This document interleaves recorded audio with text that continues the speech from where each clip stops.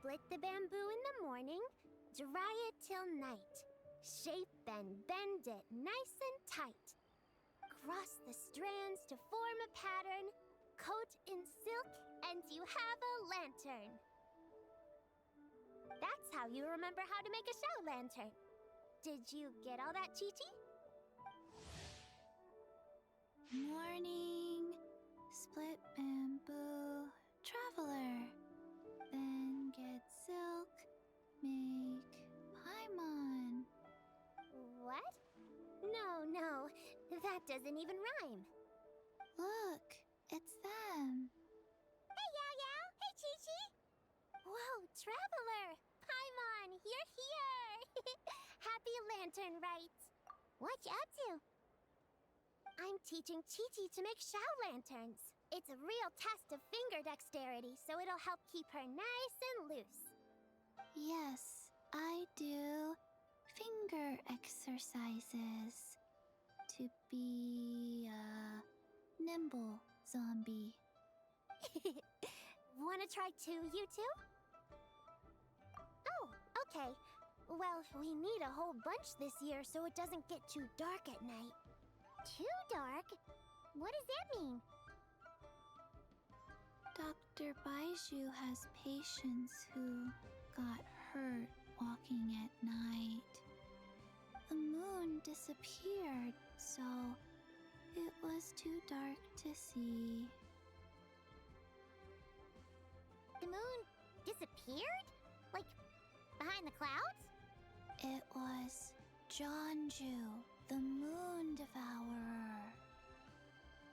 Changshan told me about it, but now I forgot. It's an old myth from Chenyu Vale about a giant toad in the sky that eats the moon. What? The moon gets eaten? It's just a story. It's not like there's actually a giant toad in the sky. I asked Master about it, and she said myths are just insights into how the people of the past understood the world. Well, I didn't see it that night. But I've checked several nights since, and it's been there same as ever. According to Chi-Chi, though, the Ministry of Civil Affairs sent someone to do some kind of serious investigation. So, I don't know. Maybe something did happen. The Ministry of Civil Affairs? This is starting to sound bad. It's okay. You can fly. Even if it's too dark, you won't fall and get hurt. Yeah, exactly.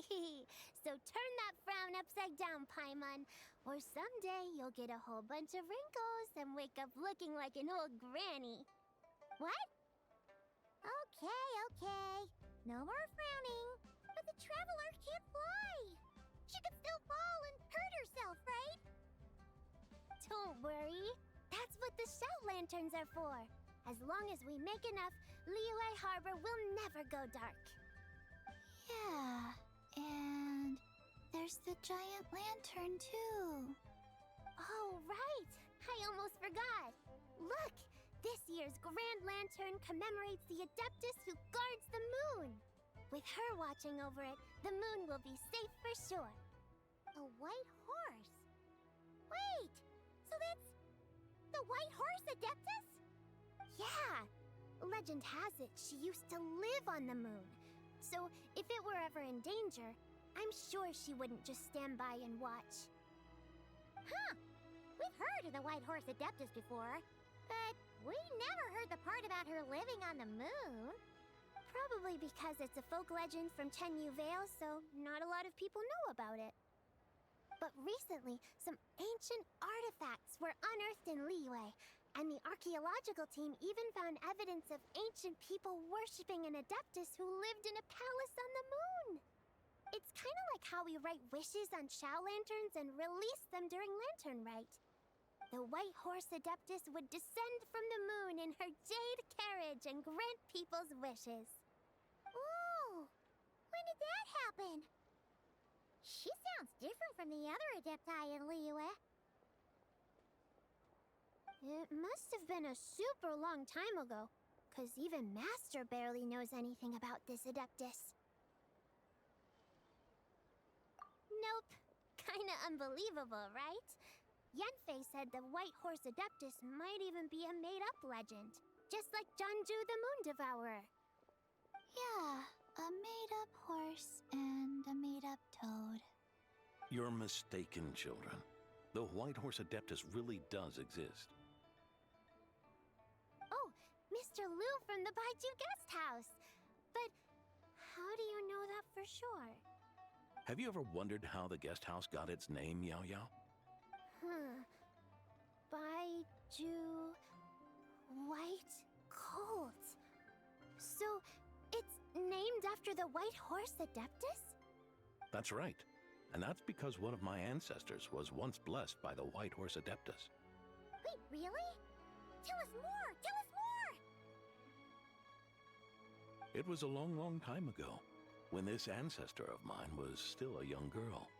She was out gathering herbs and accidentally fell off a cliff, but the White Horse Adeptus rescued her. Oh, that's it? Paimon was expecting something a bit more... special? We've heard a whole bunch of stories like that before. Patience, young one. Let me finish.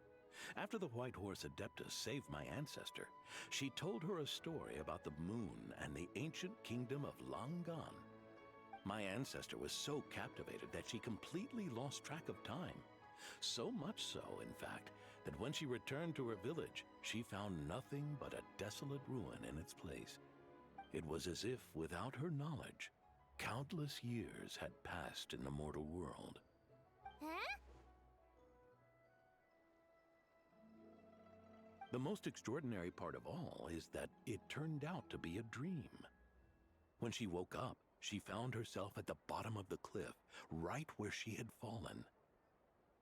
Other than her medicine basket, now filled to the brim with rare herbs, it was as if nothing had happened, until out of nowhere, a horse's whinny echoed through the air, and when she looked up, she saw a pristine white horse leaping over the cliff. A white horse leaping over the cliff? Wow, that sure is a crazy story. But now, it's starting to sound a bit too far-fetched. Another skeptic. You sound just like my son. But I know it's true. Ancestral records don't lie. Wait, so your son doesn't believe it happened? Don't get me started. Not believing is one thing, but he even wants to change the name of our guest house. It's a disgrace, I tell you, a disgrace. Well, it was getting about time for him to take over the guest house. And what's the first thing he does? Starts going on about how the name doesn't attract enough customers and how we're losing business to Wangshu Inn. Can you believe that? As if Baiju Guest House and Wangshu Inn aren't miles apart from each other. Oh, what about something like the Geo Lord's Rest? Paimon bets that would get people through the doors. Geo Lord's Rest. I like that one. This isn't about getting people through the doors. This is about disrespecting our ancestors. Oh, White Horse Adeptus, my wish is this. Let your divine power be known. Teach my foolish son the error of his ways. Paimon wants to learn more about this Adeptus. Hey, maybe we should ask Zhongli. Good idea! Mr. Zhongli is super knowledgeable. He can answer questions even Master has no clue about. Yeah, we just saw him having tea at third round knockout. Alright, then that's our next stop. Chi-Chi and I are gonna keep making Shao lanterns. Careful on the road. Goodbye, Paimon. Goodbye, traveler.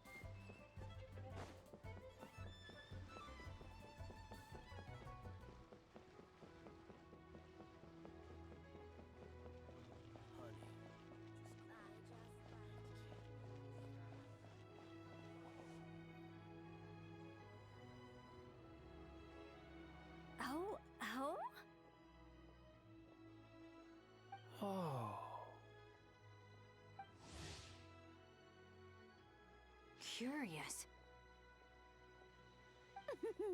Impressive, right? What's with all the commotion over here? Oh, Traveler and Paimon! Perfect timing! I have something amazing to show you! What is it? Huh? What the? Heart of the Moon is blacked out! Was it really eaten by a giant toad? Huh. I didn't expect you to know the story of Jonju the Moon Devourer, Paimon. Don't underestimate Paimon. She learned a whole bunch of things in Sumeru. But Jonju the Moon Devourer is a Liyue legend. Well, knowledge knows no borders, so there. You're right about that, Paimon. But this dark circle doesn't look anything like a toad to me. A toad's egg, maybe? But that's about it. Oh, wait, Traveler! You've been in Nodcry, right? The people there worship the moon goddess. So you should know what's going on here. Really? Not even in a place where people worship the moon? Oh yeah! Master told me that the tale of Jianzhu, the Moon Devourer, was how ancient people explained a certain celestial phenomenon. But what is it exactly? Some kind of omen of disaster? How so? Oh, but in this picture, the moon is being covered from the center. So this can't be a normal eclipse. Then it's still an omen of some impending calamity? We never said that! Ugh, some crazy customer left it at the restaurant. Just thinking about it gives me the chills.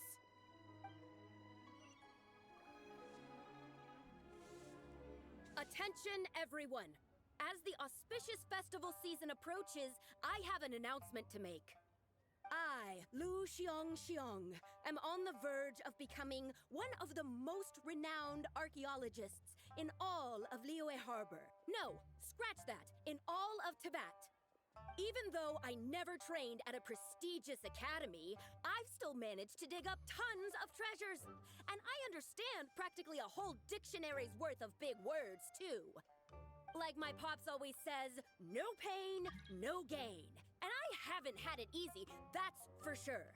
So, it's definitely my turn to make a name for myself. What's the deal with her? No idea. Maybe she ate a bad batch of perch stew? What? You don't believe me? I'm telling you, I dug up treasures from the ancient nation of Longan. I even got a picture of Jonju devouring the moon. Longan? Jonju? What is she even talking about? Sounds like she's a few perches short of a stew, if you know what I mean. So what if blackback perch stew is my favorite? Stop talking about me like I'm not here. Whoa, what are you doing? You're just a stupid, ignorant man, and I'm gonna kill you. Young lady, you need to calm down. What? So you're looking down on me now too? How about I take you both out then? How does that sound? This is a place for dining. If you wish to take me out, you'll have to do it elsewhere. Don't act like you're better than me. Do you know who I am? I'm about to be the most famous archaeologist in all of Liyue. No, Teyvat. Show me some respect. It's respect you want? Very well. For the sake of the other customers, we'll do this your way.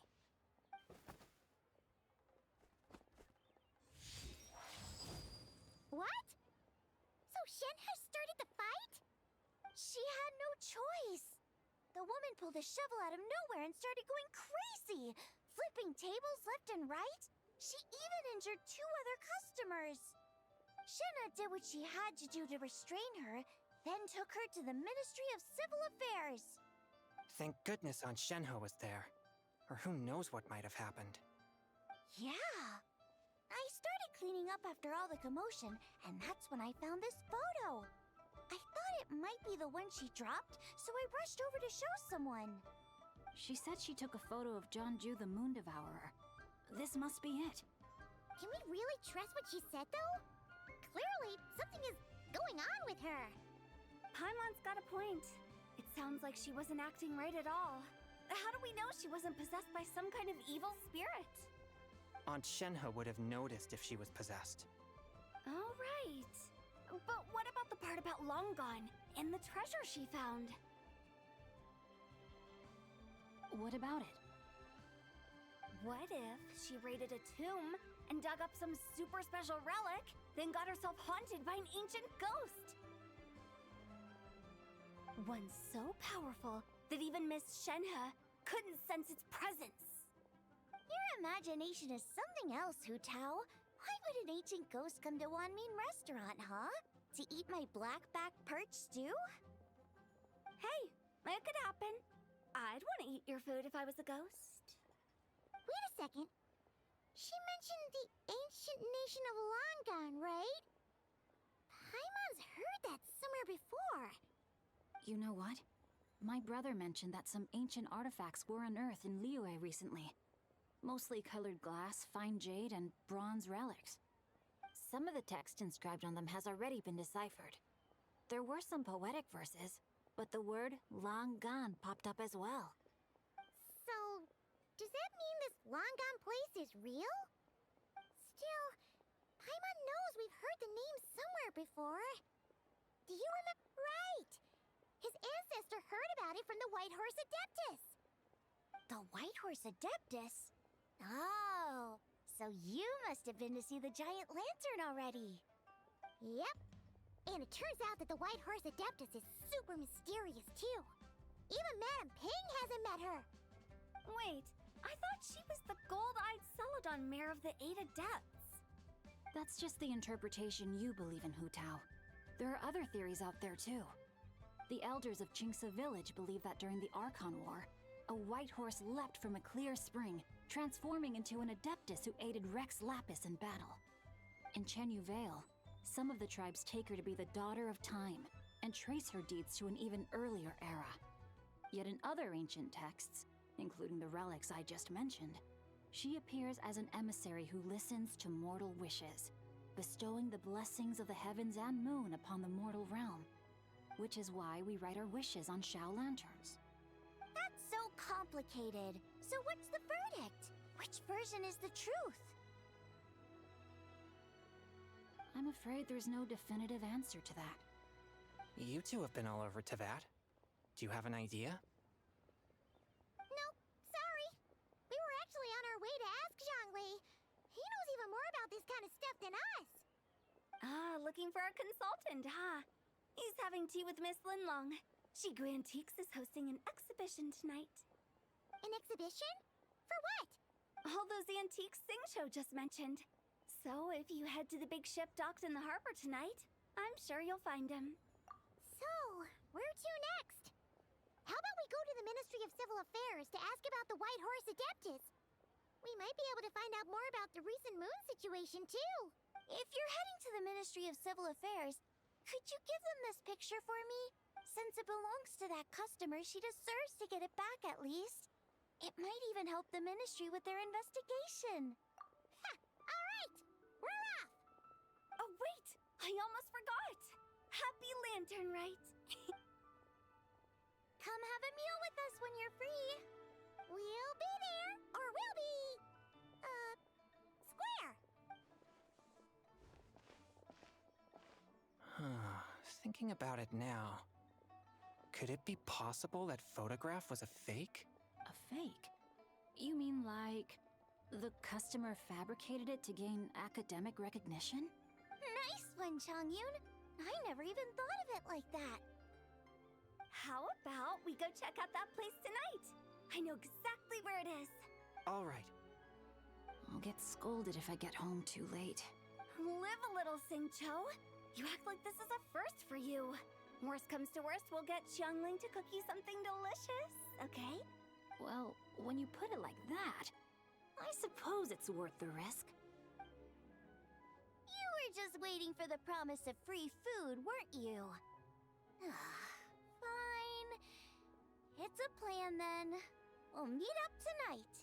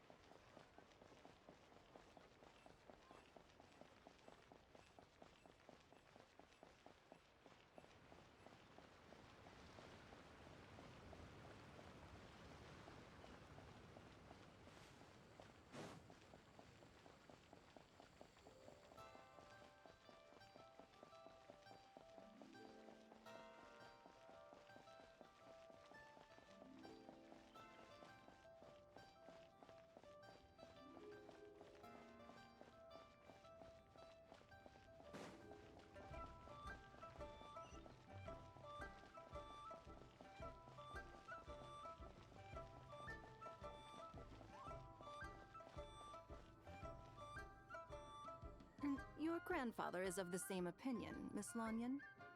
Yes. On Lantern Rite, the moon shall go dark. That's what the signs are indicating. Celestial observation isn't Grandpa's strong suit. But he discussed it with several other elders from our clan, and their conclusion was the same.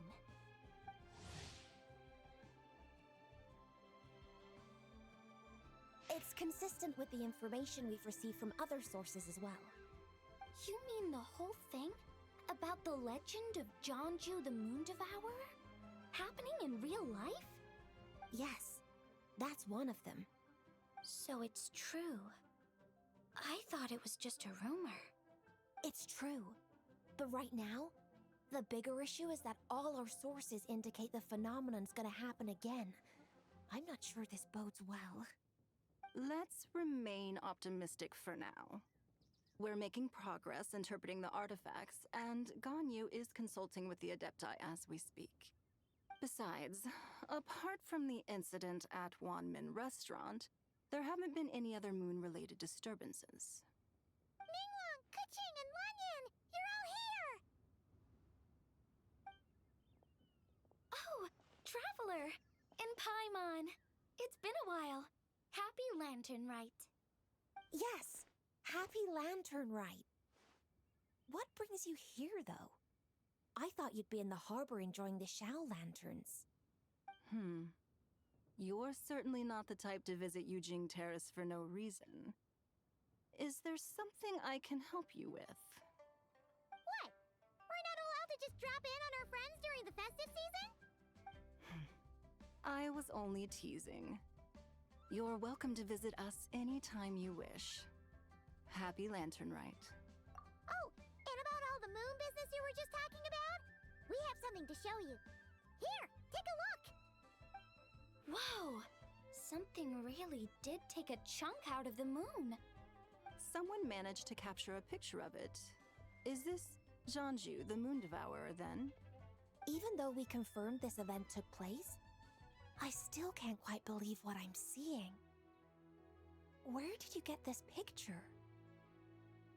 From Xiangling! She found it when she was cleaning up after that customer caused a scene. She thinks they must have dropped it. Wait, is this Chawang Terrace? No, it's just where I'm from. It said that Chawang Terrace was where the ancient people of Chenyu Vale communicated with the heavens. And in this picture, the moon happens to be right above Chawang Terrace. I was just surprised, that's all. It's probably just a coincidence. That's interesting because the ancient people of Chenyu Vale migrated there from the chasm area. The chasm? So, that place is involved too? According to our investigation, that customer you just mentioned, Lu Xiangxiang, her father and grandfather are merchants in Liyue Harbor, and her mother and grandmother grow tea in Chaoying Village. A few days ago, she left her home in Chaoying Village to join a civilian archaeological team funded by Hoishan Hall, and ended up excavating some artifacts in the chasm area. These artifacts were then entrusted to Shigu Antiques and are set to be featured in an upcoming exhibition. Then, of course, the incident at Wanmin Restaurant occurred. We suspect something happened during the excavation that left her with quite the shock. And now, it seems like she also went to Chawang Terrace and took that picture of the moon disappearing. The chasm? Chawang Terrace? Things are getting pretty complicated. She's not in a good mental state, so we took her to Boo Boo Pharmacy to get some help. Why don't you come with me to check up on her? At this point, you seem invested in this case too. Then let's head there now.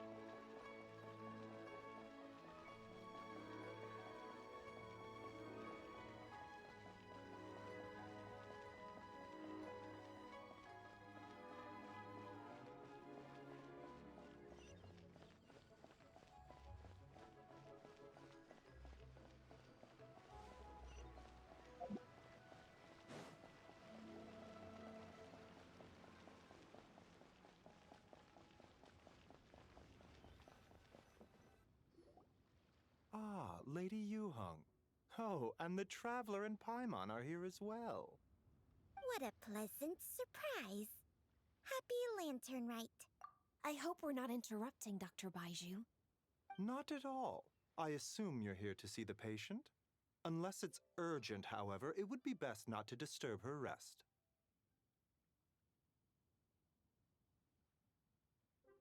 It's quite unstable.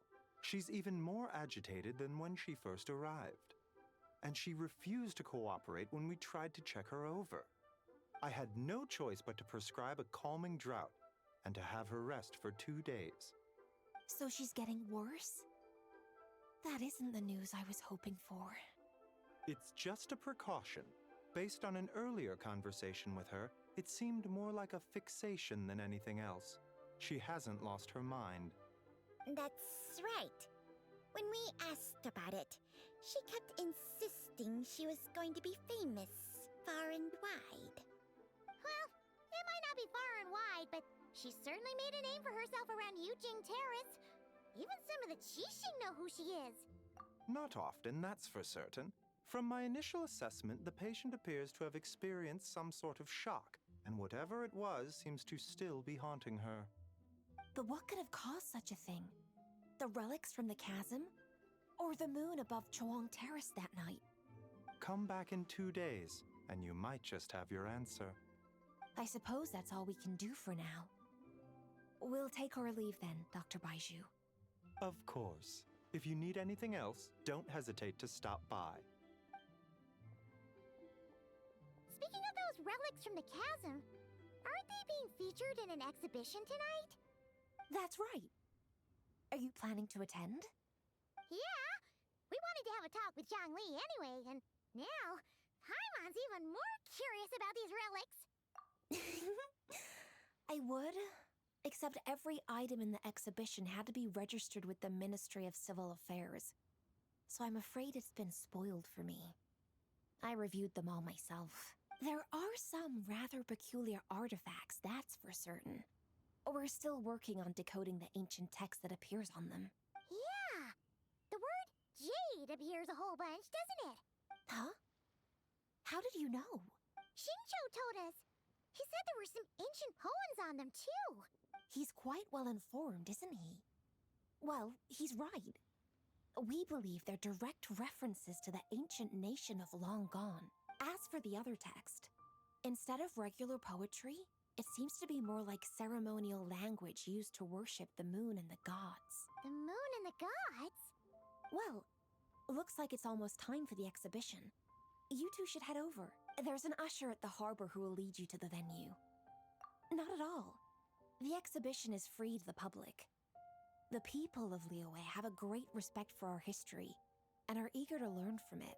Plus, the exhibition is being organized by Linlong, the owner of Shigu Antiques. As far as I know, it's been a long-time goal of hers to hold a cultural exhibition of this scale, where people can learn all sorts of information about the past. Guess we're in for a real treat tonight, then. Yes, have a great time. There's still more artifact decoding work I need to finish, so we'll have to part ways here. After seeing the picture you brought, there's a few ideas I'd like to follow up on. You're hard at work even during festival season? Huh. You haven't changed one bit, Keqing. I'm simply fulfilling the responsibilities of my position. That's all. All right, I should get going. See you later. Well, guess we should head over to the harbor and find that usher.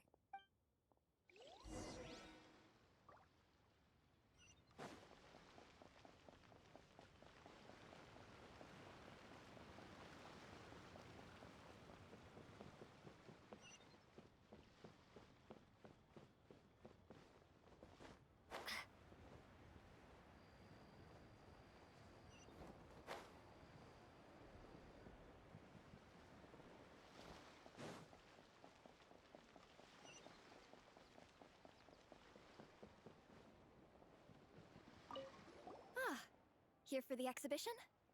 I can take you aboard. After you.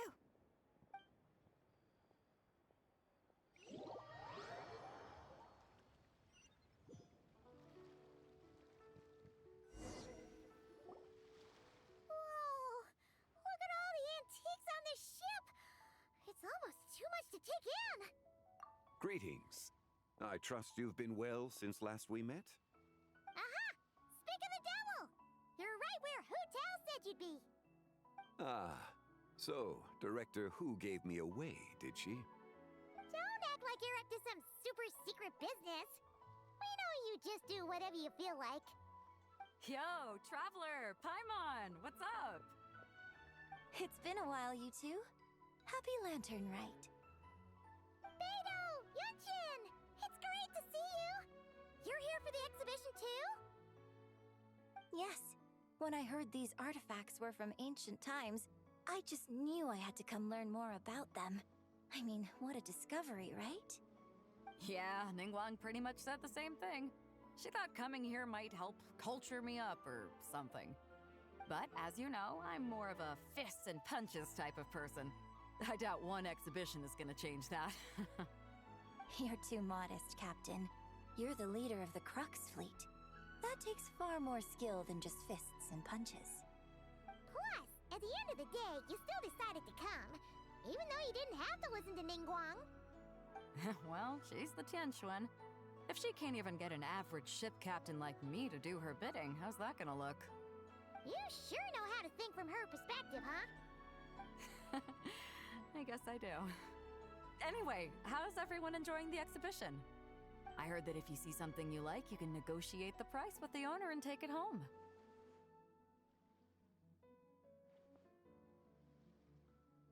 Wait, so we can buy this stuff? Indeed. Although Shigu Antiques is hosting this exhibition, many of the items come from private collectors. As long as both parties reach an agreement, you can make an offer of mora or an equivalent trade. Well, shall we continue our conversation as we look around? Let's go! Paimon's super curious about all this stuff.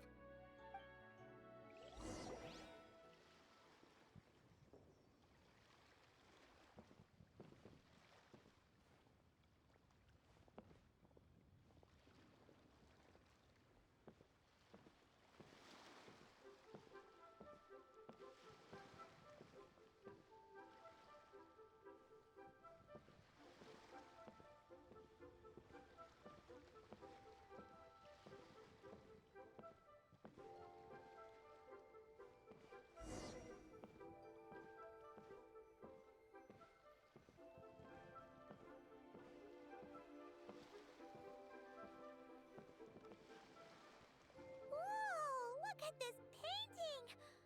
There's a huge toad on it! Could it be... Huh. This material is quite unusual. It doesn't look like paper. More like silk, or some other kind of fabric. Yeah, I was thinking the same thing. Well spotted. This is a painting of Jianju, the Moon Devourer, made primarily with mulberry silk. Such craftsmanship is rarely seen in modern-day Liyue. Ha! Jianju the Moon Devourer! Paimon knew it! That toad made it super obvious. What's that? A new dish at Wanmin restaurant? No! It's a kind of lunar eclipse. You heard about how the moon disappeared recently, right? Oh, yeah. You're saying a toad did that? That's what the legend says. So, nothing to do with food then. Noted. And the figure next to the toad. Is that the White Horse Adeptus? From the stories I've heard, her palace lies on the moon. That would seem to be a logical assumption. No. In fact, this item was discovered in Chenyu Vale, and many years ago at that. Oh, so it's from Chenyu Vale? Actually, that's not quite right. You see, this painting is primarily comprised of mineral-based pigments, such as cinnabar and azurite, which are usually found within stratified rock. This suggests its place of origin may very well have been the chasm. You could have just started with that. You're as knowledgeable as ever, Mr. Zhongli. I had only ever heard the legend of Jianju the Moon Devourer, but now seeing it depicted in this painting, I wonder. If I purchased it, perhaps it could serve as inspiration for a new opera. Though I'm not quite sure who the painting belongs to right now. A splendid idea, Miss Yoon. Perhaps in lieu of Mora, you could offer the lyrics to said opera as recompense. The lyrics? But to whom? Why, to me, of course. I am the owner of this painting, after all. Wait, so you're one of the private collectors of the exhibition? No wonder you knew so much about the painting. But lyrics in exchange for a precious antique? My work could never possibly be of equal value. I don't know about that. I'm not much of a scholar, but even I know your operas are in a league of their own. An astute observation, Captain Beto. In my possession, this painting is nothing but a lifeless artifact. In your hands, however, it could be transformed into a new piece of art entirely. Quite a worthy exchange, no? But I'm not sure when I'll be able to finish writing it. It certainly won't be ready this year. Allow me to be equally forthright, Miss Yoon. This silk painting is merely a copy I made of the original work. There is no need for such concern over its value. Huh? So it's a fake? I had no idea you were such a skilled artist, Mr. Zhongli. I pride myself on having some knowledge of antiques, but I didn't notice anything that would point to it being a replica. You never cease to amaze me, Mr. Zhongli. You flatter me. All that said, Miss Yoon, you must accept. Truly, I insist. Huh. He's gone from handing out fake Mora to fake paintings now, huh? Your kindness is impossible to refuse, Mr. Zhongli. Rest assured, I'll be sure to return the favor. I shall look forward to it. Man, that was quite the find. I should buy something too, if only so I can show it off to Ningguang. Let's keep going and see what we can find.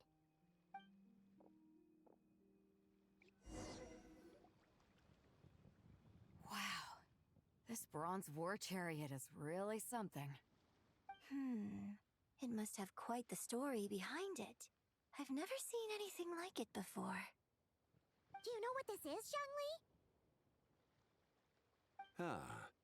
I heard from Miss Linlong that a carriage made of Celadon jade was unearthed in the chasm.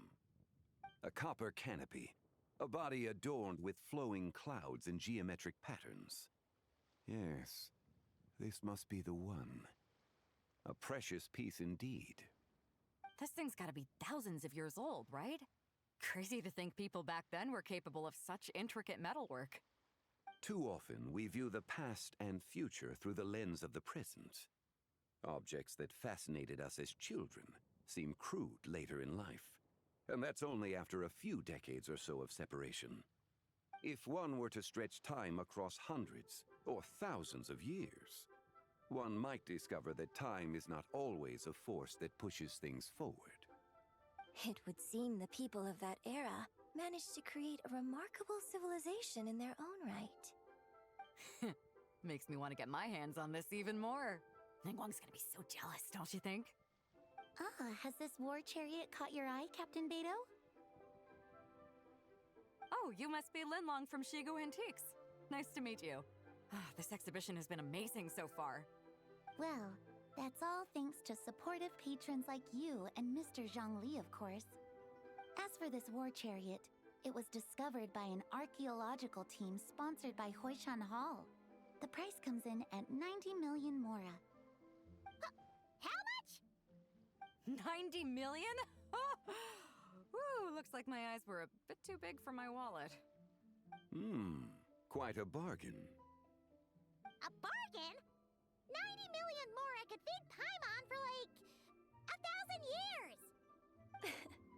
And if you actually went on an eating spree that long, perhaps you'd be considered an antique worth that kind of Mora, too. What, 90 million? Nuh-uh! Paimon's worth way more than that! Well, if Mr. Zhongli thinks it's a good deal, I'm sure it's worth it. Beto's putting way too much faith in Zhongli. What if he's only here to drive up sales? I'll take the chariot, Miss Linlong. Someone will come by with the payment. Quite the discerning eye you have, Captain. After the exhibition ends, I'll have someone deliver it to the Alcor. Actually, could you send it straight to Yujing Terrace? I'd like for the Tianquan to see the proof of my discerning eye for herself. Understood. Great! Yunjin and I both found something. What about you three? Want to keep perusing? And don't worry about the Mora, it's all on me. Nobody's going home empty-handed tonight. I appreciate your kindness, Captain, but I'm afraid I have some private matters to discuss with Miss Linlang. In that case, don't let us keep you, Mr. Zhongli. Right this way. Traveler, Paimon, perhaps you would like to accompany me. What? So you can show us another bargain antique that's so far out of our price range it's not even funny? Other people are always demanding Mr. Zhongli's time, but it's quite rare for him to extend an invitation himself. I wouldn't pass up this opportunity if I were you, Paimon. Yeah, just don't forget to come aboard the Alcor for a drink later. Yeah, guess you're right. Taking a quick look isn't gonna cost us anything. Let's go!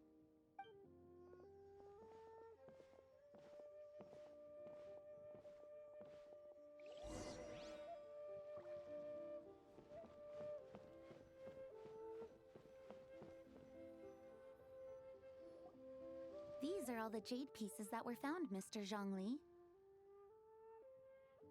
Wow! So many styles! What kind are these? These are a type of ceremonial jade. You're familiar with Chenyu Vale's rain jade, right, yes? Oh, yeah! So these pieces are all used in the rain jade ceremony? Well, you may not know, Paimon, but before the rain jade rite came into practice, Chenyu Vale was known for a different ceremonial tradition that also involved jade. The Bi is used to honor heaven, the Cong to honor earth, the Gui to honor the east, the Jiang to honor the south, the Hu to honor the west, and the Huang to honor the north.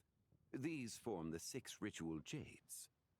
It's unfortunate, however, that Miss Linlong's set is missing both the Gui and Hu pieces. I know. These jade artifacts are from such an ancient time. It's proved difficult to track them down, even for our establishment. No matter. You happen to have precisely the piece I was looking for. Huh? This broken jade token? I didn't expect this to catch your eye, Mr. Zhongli. It isn't one of the 6 ritual jades. An affect belonging to an old acquaintance of mine. An old acquaintance? One of your collector friends, Mr. Zhongli? You could say that. Traveler, take a closer look.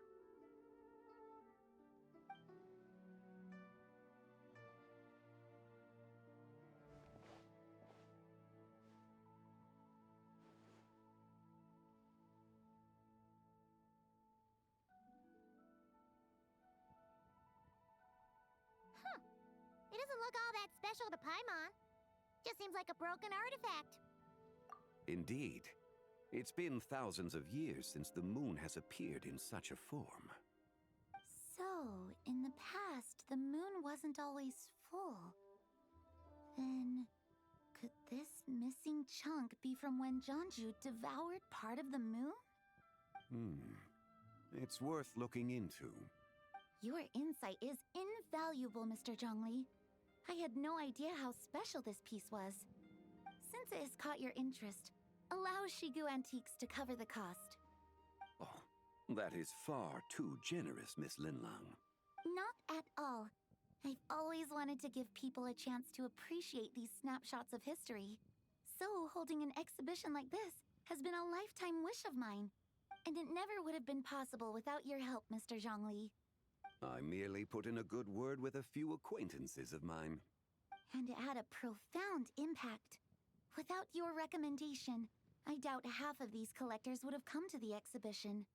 So, on both a personal and professional level, I owe you my thanks, Mr. Zhongli. Wow! Zhongli actually did something useful for once.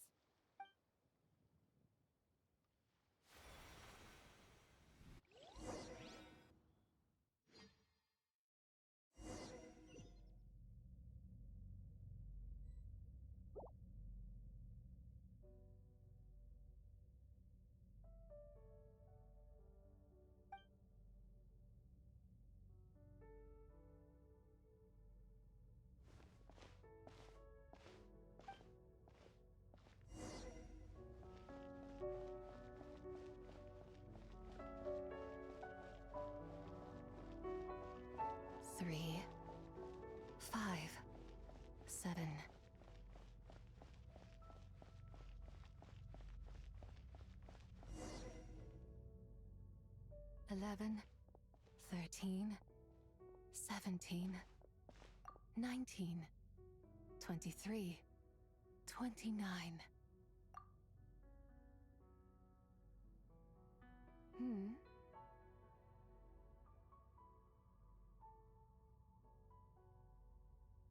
You also enjoy counting in such a fashion, lost child? The same loneliness as them. It seems to exist in your heart as well. Me? I'm sorry, I don't remember.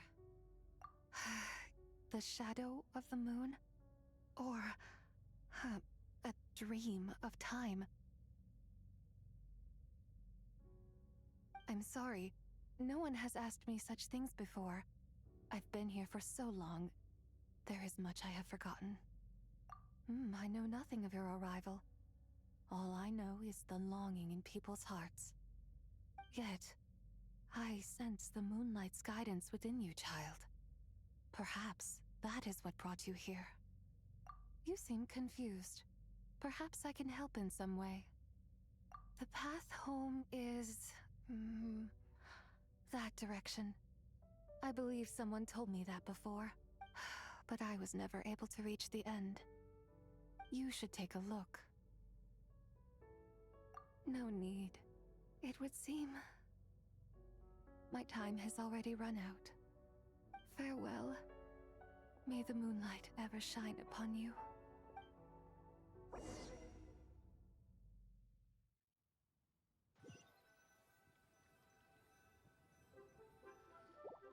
Wow! Zhongli actually did something useful for once. Your complexion looks rather ashen, Traveler. Are you feeling all right? Yeah, what's wrong? Does your stomach hurt? Huh? What are you talking about? You were right here the whole time. Ah, I see. I'm afraid we must take our leave, Miss Linlong. My friend has taken ill and I must escort her to get some rest. Of course. Traveler, Paimon, please, come with me. Ah, yes. Regarding the payment for the Jade Token. Charge the expense to the Wangsheng Funeral Parlor if you would.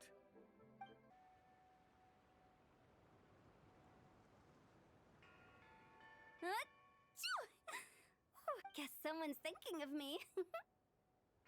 But this late at night? Must be that consultant of yours. I bet he's out there spending all year more at the exhibition. Yeah, he'd be the perfect employee if he just knew how to rein in the spending. But never mind him. Let's focus on the moon. We gotta see if it gets eaten tonight. I don't think it's going to happen. We've been out here all night, and the moon's the same as ever. It is quite late, and Chongyun's getting tired. How about we head back? We can come back another time. Head back? Already?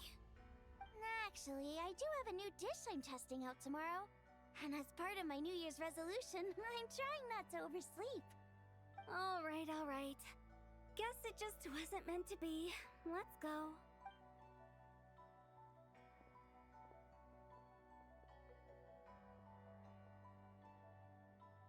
When the sun's out, bathe in sunlight. When the moon's out, bathe in moonlight.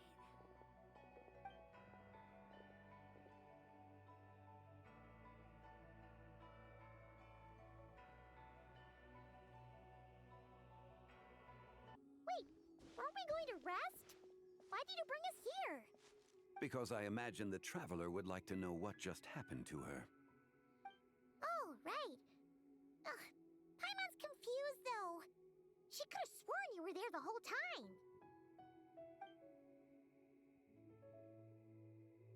Oh, how is that possible? It sounds like her spirit formed an inexplicable connection with the being in that space.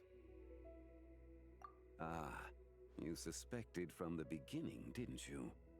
Indeed, the being you met is the fabled White Horse Adeptus, and the original owner of this Jade Token. Her name is Teyvat. Wait, does that mean she's inside this token? No, she does not reside within this token, but rather within the moon's shadow. This token is merely a medium. Word has it you accomplished quite the feat in Nodcry. You and your friend brought the Frost Moon back to Teyvat. Tell me, did you ever wonder about the other moon? The one that hung in its place for thousands of years? We never really thought about it, but it must have been a fake, right? A fake moon! Indeed, it was false. Its true nature, nothing but a projection of the moon. It also happens to be the prison that confines Teyvat to this day. Wait, the White Horse Adeptus is trapped inside that projection? Then we need to rescue her! But the moon in the sky right now is the real one, right? Where did the fake moon go? And why can't Paimon see it? With the return of the true moon, the shadow naturally lost its place in the heavens. Now, it is disintegrating bit by bit. It's a process that comes and goes. When it occurs, it looks like the moon is being obscured by a black shadow. But when it stops, the shadow disappears and becomes invisible to the eye. So, you're saying there's an invisible fake moon blocking the real moon right now? Indeed. Okay, this is not what Paimon was expecting. My hypothesis is that people's wishes could be what trigger the periods of disintegration. After all, when you experienced that episode just now, it was precisely when Miss Linlong spoke of her own wish. Wait, is that because the White Horse Adeptus answers people's wishes? The legend must be true then. So, that means the more wishes we make, the faster the fake moon will disintegrate, right? Then it won't be long before the White Horse Adeptus is free! Quite the contrary. After countless years trapped inside, the two have merged into one. When the moon shadow is gone, Teyvat will cease to exist in this world. Oh no! So, by bringing the moon back, we actually hurt the White Horse Adeptus? Do not burden yourself with such thoughts. Because of your actions, a promising opportunity has presented itself to us. Let us not forget, what is crumbling is also precisely that which imprisons her. Yes, and that is why I invited you here tonight. Your connection to that broken jade token confirms that you can do what I envision. However, while I had hoped to receive your assistance, this matter could have significant ramifications. I must admit a certain reluctance to implicate you in more of Teyvat's secrets. Often, the deeper one's knowledge of such matters, the harder it becomes to extricate oneself from them. You are someone who once traveled through the boundless sea of stars. I cannot help but wonder, perhaps it is wrong for your fate to become too entangled with the fate of any one world. Such is your conviction, then. Since journeying beyond Liyue, you have had ample time to reflect on these matters, it would seem. Very well. The first secret I must reveal is that Teyvat has long since passed away. The being within the Shadow Moon is merely one of the 3 deadly selves she severed before her death. Wait, the White Horse Adeptus is dead? Weren't you supposed to tell us how to fix this? Now it just seems even more impossible! Please, remain calm, Paimon, and allow me to explain. The 3 deadly selves is a practice used by those engaged in spiritual cultivation. The intent is to sever the 3 vice-laden mortal selves to reveal one's true, pure self beneath. However, Teyvat's 3 selves are more complicated in nature. Because in the moment before her death, someone preserved the shattered essence of her soul and placed the fragments within her 3 deadly selves. If we retrieve the 3 fragments of her soul, there is a chance we can restore her presence in the mortal realm. So that means we can bring her back to life? Yes, provided we retrieve the fragments of her soul's essence from the 3 deadly selves.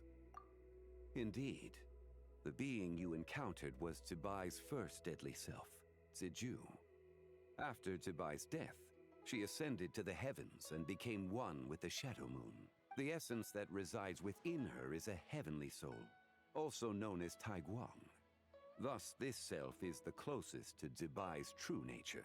That said, because she is trapped within the Shadow Moon, we have no choice but to seek out the other two soul essences first. Then we can unite them as one. Her second deadly self is called Ziju. After Tebai's death, she fell into a slumber deep beneath the earth in what is now known as the Chasm. The essence within her is the Earth Soul, also known as Xuangling. She is the self that inherited most of Tebai's memories and wisdom. The chasm? So, do we have to go there to find her? That won't be necessary. I sensed her presence on the jade carriage from earlier, the one at the exhibition. It's possible. The return of the Frost Moon awakened her, and she emerged from the chasm alongside that batch of ancient artifacts. Wait! That must be why you agreed to help with the exhibition! To investigate the artifacts! Indeed. So in truth, Miss Linlong was the one who helped me. The third deadly self is Zichao. The essence within her is the human soul, also known as Yojing, Zibai's shade. Thus she is the most free-spirited among the three. She lent me her aid during the Archon War, 1,000 years ago. But later, as her powers waned, she retreated into the mountains. I imagine finding Zichao should prove the most troublesome, so I shall take it upon myself to track her down. So, we need to find the second deadly self, right? But where do we even start? Locating her should not prove difficult. In life, Tsebai was fond of mortals, and as the self who inherited most of her memories and wisdom, Ziju should be the same. It's possible she has possessed someone, and is meandering the bustling streets of Liyue Harbor as we speak. Possess someone? Wait! Are you thinking what Paimon's thinking, Traveler? What if she raided a tomb and dug up some super special relic, then got herself haunted by an ancient ghost? Exactly! Lu Xiangxiang! It seems you have a lead in mind already. She'd still be at Boo Boo Pharmacy. She was super agitated when she first got there, so Baishu gave her some calming medicine and told us to come back in 2 days. Do you think it could be her, Shangli? It's quite possible. The deadly selves are impure beings that can easily influence mortal minds. A sound plan. Well, I should get started on my own investigation then. You're leaving already? I must. Zichao went into hiding after the Archon War. If I am to have any success tracking her down, and there's no guarantee, I should start sooner rather than later. But there's still so much you haven't told us! Like, who the White Horse Adeptus actually is, and how she died in the first place! Not to mention who it was that preserved the fragments of her soul. Should our endeavor prove successful, then naturally those answers will follow. If not, speaking of them would be rather meaningless. It would seem that this is a question you are unwilling to set aside. Very well. I shall tell you. It was the Avatar of Time. Ah, so you know of her existence. The ruler of time saved her soul. Indeed. Preserving what remained of Zibai's soul in the moment before her death. Only the power of time could be capable of such a thing. However, there is no telling what effect it has had on the three deadly selves. In other words, you must exercise caution when seeking out Ziju.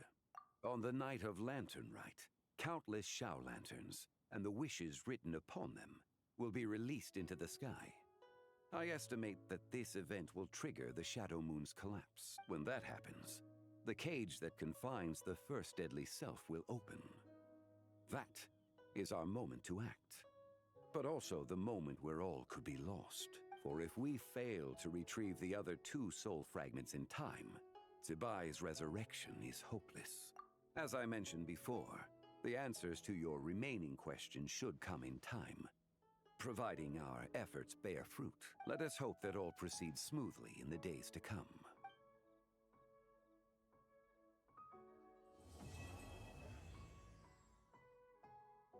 So let me get this straight. The patient disappeared right as you were delivering the medicine. I know it's hard to believe, but that's exactly what happened. It's true. 1 minute she was there, and the next she was nowhere to be seen. Hey, it's Yelan! Fancy seeing you here! Oh, is this a bad time? Not at all. Just a small roadblock in the case I'm working. Ningguang asked me to investigate a patient named Lu Shangshang. If you're here to find her too, then you're out of luck, I'm afraid. She went missing this morning. What? According to Dr. Baiju, the patient vanished right under his nose. But it just seems like that should be impossible. There 1 second, then gone the next? Pretty sure Xiao can do something like that. Then you're suggesting this Lu Shangshang is the vigilant Yaksha in disguise? Or some other adeptus? Guess not. But this is so weird. How can a living person just vanish into thin air? Unless Linny decided to take his act to Liyue? Who is this Linny you speak of? He's... Oh, never mind. Paimon's just grasping at straws. Let's set aside the how for now, and focus more on the where. You mentioned this patient has a strong obsession with achieving fame and recognition? Yes. She kept talking about becoming a renowned archaeologist and making a name for herself. So, are we looking for a place where it's super easy to become famous? I think we should check out the Xiao Lantern crafting stalls. Because it's easy to become famous by making Xiao lanterns? Not exactly. When the people of Liyue need a solution to a problem, their first thought would be to pray to the gods and the Adepti. If her wish is to become famous, she might write it on a Xiao lantern in the hopes that the fabled White Horse Adeptus might make it come true. That certainly sounds probable. Turns out, the White Horse Adeptus might be a lot closer to home than she thinks. What was that? Nothing! Let's go check out those stalls!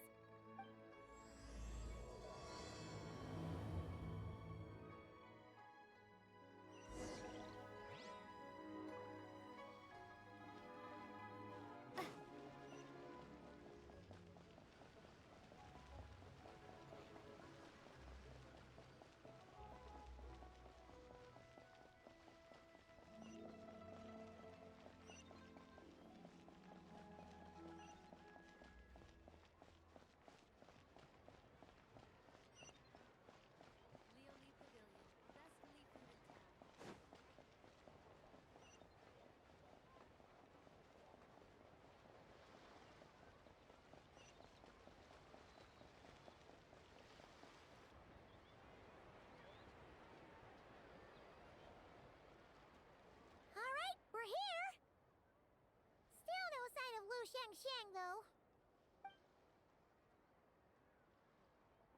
As long as you're patient enough, Paimon, you'll find that hunting down people is no different from hunting boars. We need to blend into the environment, or we risk alerting the target. So as far as everyone here is concerned, we're just ordinary tourists. Oh, okay.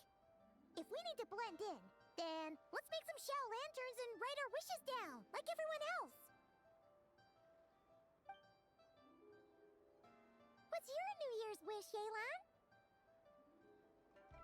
I haven't given it much thought. Oh, and it can't be work-related.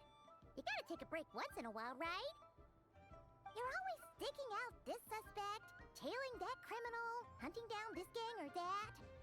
Which is super amazing and all, but it's gotta be exhausting. Really getting into this, huh? You said to blend in, right? Come on! It's all part of the act! So you gotta think of something! then I suppose it'd be to go traveling the next time I get the chance. Traveling? That's our bread and butter! Wanna join us? Thanks for the offer, but my desk is piled high with reports on your exploits. And that's not quite the kind of traveling I had in mind. I was thinking more the lie down and do absolutely nothing kind of travel. Ah, something a bit more easy and breezy, right? Hey, wait! We know just the place! The Easy Breeze Holiday Resort in Netland. It's super relaxing and full of fun activities. You've got the beautiful ocean and tons of cute little creatures called Asha. Seriously, you gotta go! I suppose I'll have to check it out. Hey guys, happy Lantern Rite!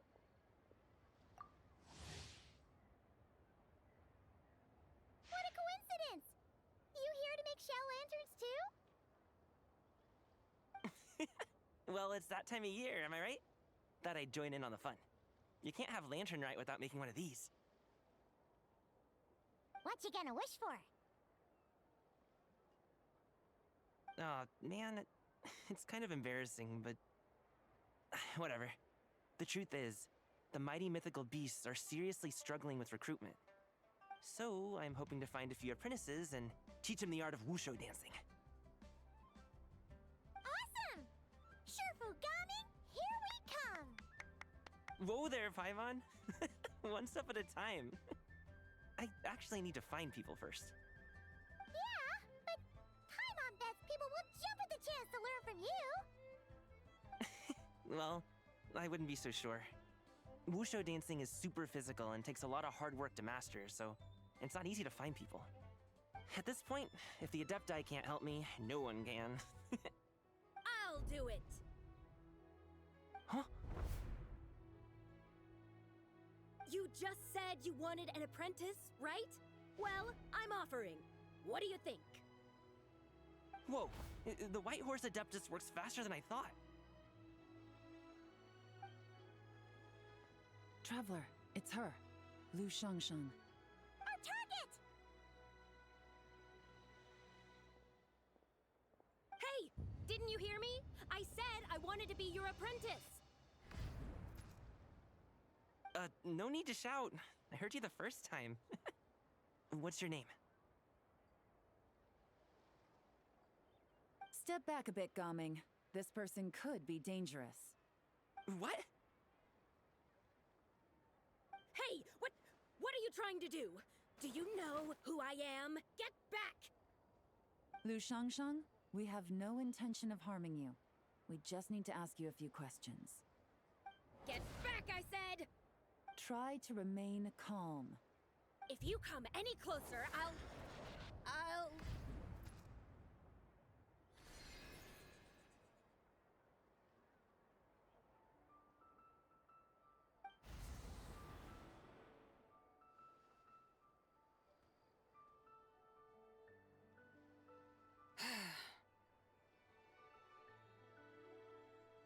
Little wisp of a being. How are you able to see me? So what if I am? Leave at once! You, a mere mortal, whose own life hangs by a thread, would dare reach for the power of life and death? Unless you wish to be condemned to eternal damnation, you would do well to abandon this foolish endeavor. I shall speak on this no further. Don't come any closer. How did I get here? Who are you people? Playing dumb, are we? Save it. We know you attacked those people at Wanmin Restaurant. What? No, I would never. You must be mistaking me for someone else. You don't remember. Of course not. How could I do such a thing?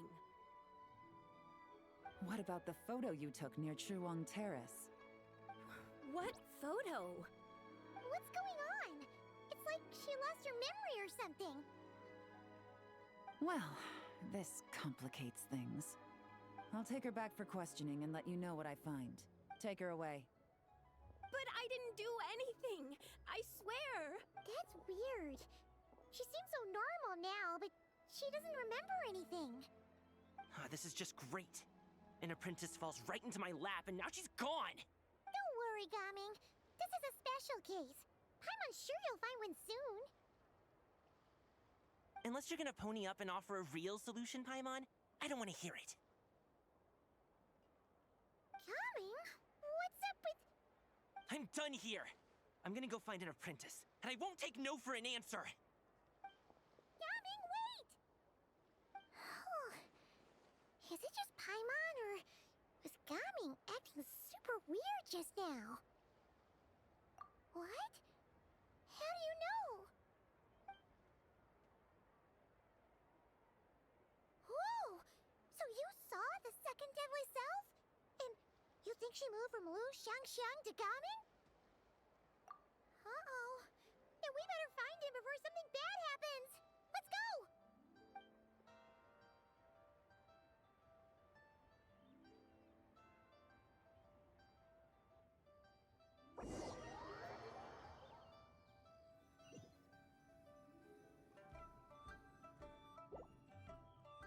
Alas, why must Cloud Retainer inflict such woe upon us, Mooncarver? By the order of Rex Lapis, we were supposed to make haste to the harbor to stand watch. Yet we arrived late, for you, in your inscrutable wisdom, chose that very moment to tend the mint.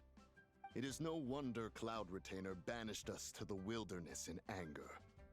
A pity only that I, blameless as I am, was made to share in the punishment. Blameless indeed. You speak as if it was not you who decided to plant all that mint in the first place. Yet now, in its wretched state, overrun by blight and vermin, you would turn away? Utterly heartless, I say. Were I truly that heartless, would I have rescued those seedlings from this desolate wasteland, granting them haven in your hallowed garden? Alas, if blame must be laid, let it fall upon Cloud Retainer for failing to recognize the virtue of our plight. Ah, at last a sentiment with which I can agree. If ever Cloud Retainer is away, we should steal into her abode and plant a veritable field of mint. A tempting little ruse, is it not?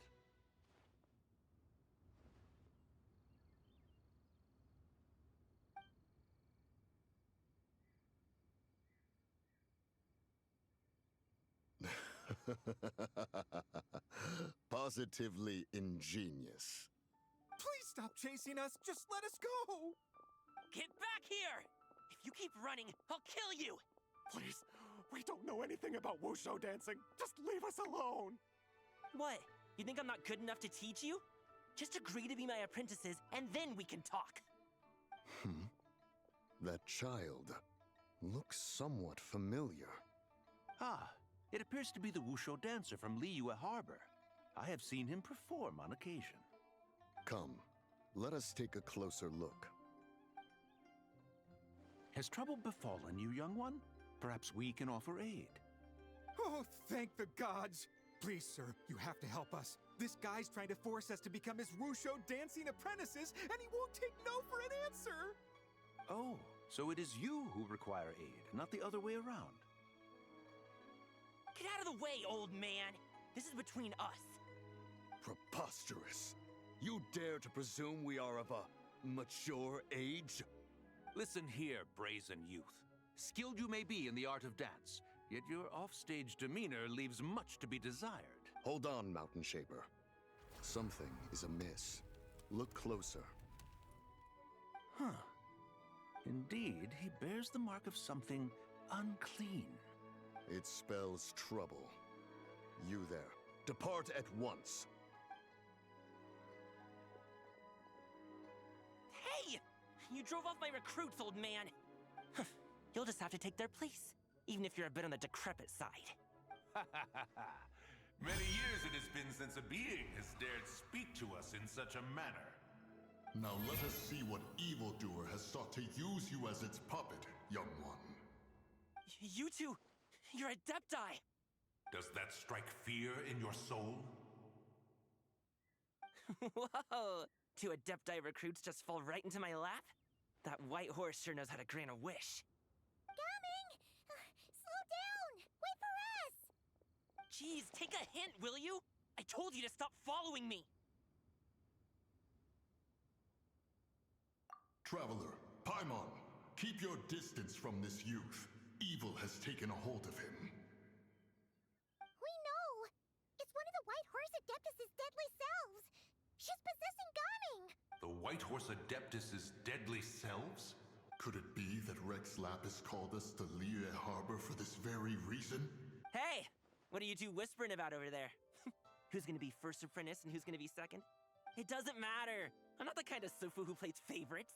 Insolent spirit! Be gone from this child at once!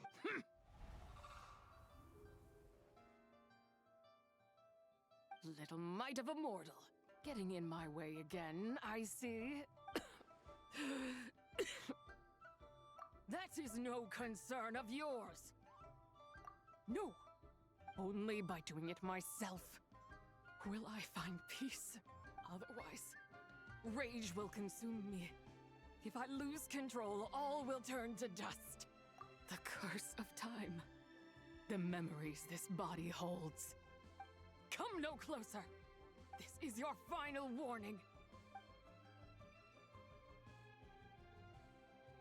Insolent spirit! Be gone from this child at once! Huh? Traveler and Paimon? And 2 Adepti? Where are we? Weren't we just making Xiao lanterns in the harbor? Gaming! You're back! Ah! The sun is most scorching. Agitation stirs within me. I require cooling mint to beat this heat.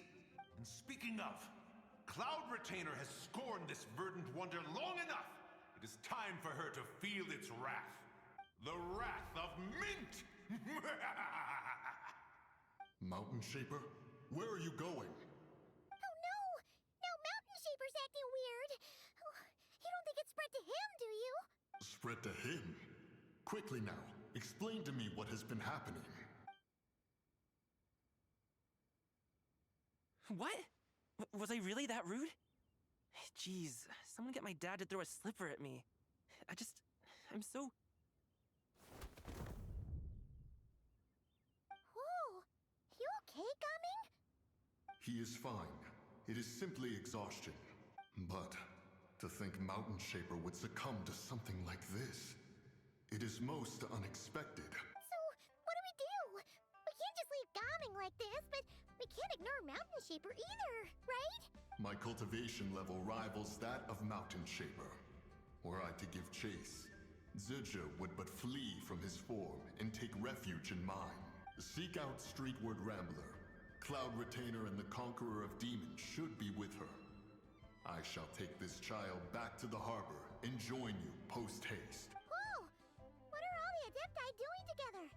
Rex Lapis charged us with keeping watch over Liyue Harbor should danger rear its head. I dare say this is the very crisis he anticipated. Come, we must devise a strategy before confronting Zizha. The White Horse Adeptus? You mean the mysterious white mare that aided Rex Lapis during the Archon War? Even if it's not her, there must be some connection. She always avoided us back then, and I never knew why.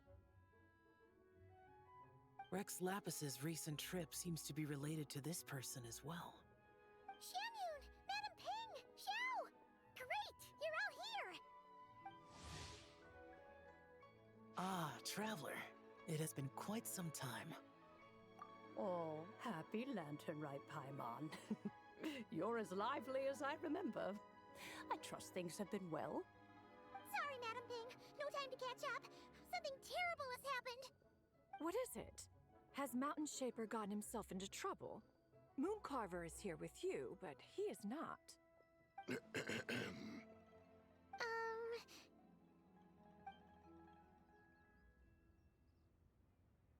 The Wrath of Mint? That old fool dares to utter such nonsense behind one's back.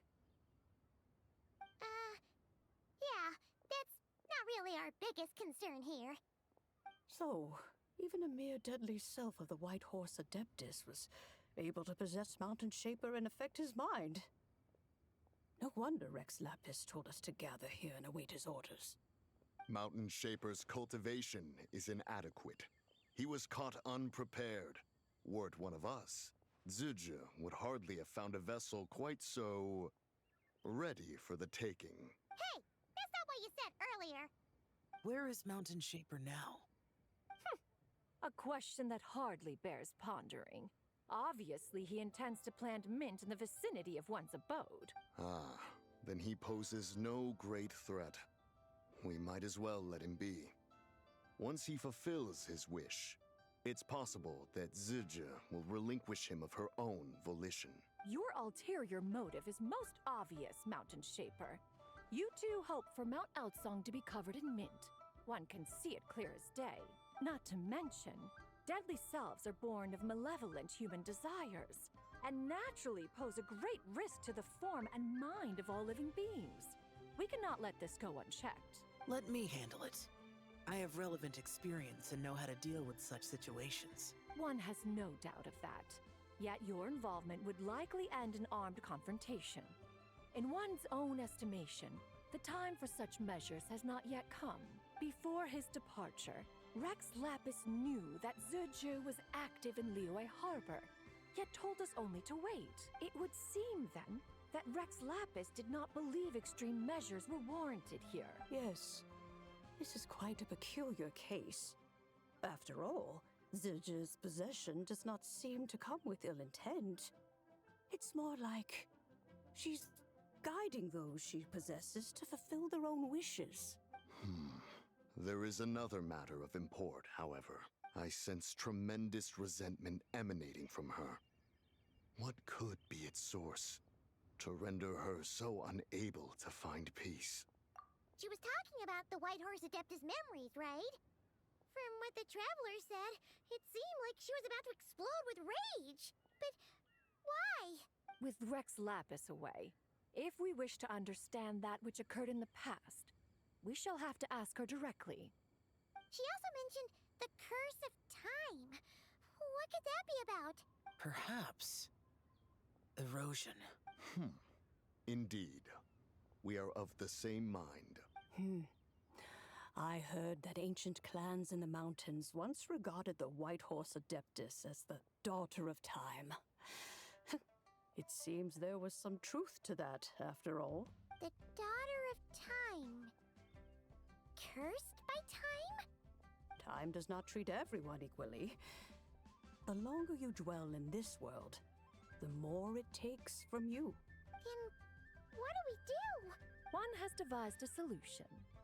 Based on what you have told us, it seems that Zuje is in the habit of leaping to a different host when provoked. One's plan is for us to block all escape routes while you confront Mountain Shaper, forcing Zuje to reveal herself. Then, if prior experience stands, she will have no choice but to possess you. However, not only are you able to sense it, you are also unaffected by the peculiar state of stasis. In other words, in that moment, you would have the chance to either subdue or persuade her. That is akin to walking straight into the lion's den. Allow me to go instead. Yeah! Isn't this plan a bit too risky? Why doesn't Paimon try first? After all, even if she got possessed, it's not like she would pose a danger to anyone. Paimon's wishes aren't all food-related, you know. One would not suggest this course of action if one had any such reservation. Time and again, the Traveler has proved immune to Zuje's influence. Consider for a moment why that might be. Oh yeah! That's what the first deadly self told you, right? Perhaps your time in Nodcry left you with the blessing of the newborn moon goddess, Traveler. And this White Horse Adeptus clearly has a profound connection to the moon. Indeed. Indeed. I see. Have you other concerns, Conqueror of Demons? I was just trying to fathom why Rex Lapis left without explaining the situation in detail. But now I think I understand. Rex Lapis entrusted this matter to the Traveler, which means in his estimation, the Traveler must be the key to its resolution. So I have no other concern. I trust Rex Lapis, and I trust you. Then we are all in agreement on proceeding with this plan? Very well. We should depart at once, lest we lose our chance. Let us see whether that old fool truly dares to face one's abode with Mint.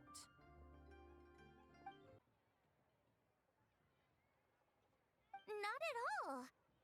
Don't worry, I know what I'm doing. And to top it all off, our star dish, Adeptus Temptation. You should know that we don't often serve this here at Wanmin Restaurant. But since this is my first time cooking for the White Horse Adeptus, I'm pulling out all the stops. Okie dokie, just sit back and relax. I'll have your dishes out in no time. Hold on. Did I just hear Miss Xiangling mention the White Horse Adeptus?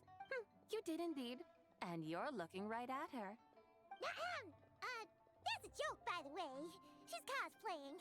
Oh, I see. Phew, almost believed you there for a moment. Tell me, little one, what business might you have with the White Horse Adeptus? It's a long story. Basically, a while back, I took part in an archaeological dig over at the chasm. While we were there, we discovered a number of relics. Our findings show that they date back to the era of Long Gone, an ancient nation whose people are said to have been the ancestors of some of the modern-day inhabitants of Chenyu Vale. And why might such matters concern the White Horse Adeptus? Because some of those relics not only seem to contain textual references to her, but even depictions of what she looked like. There have long been legends claiming that the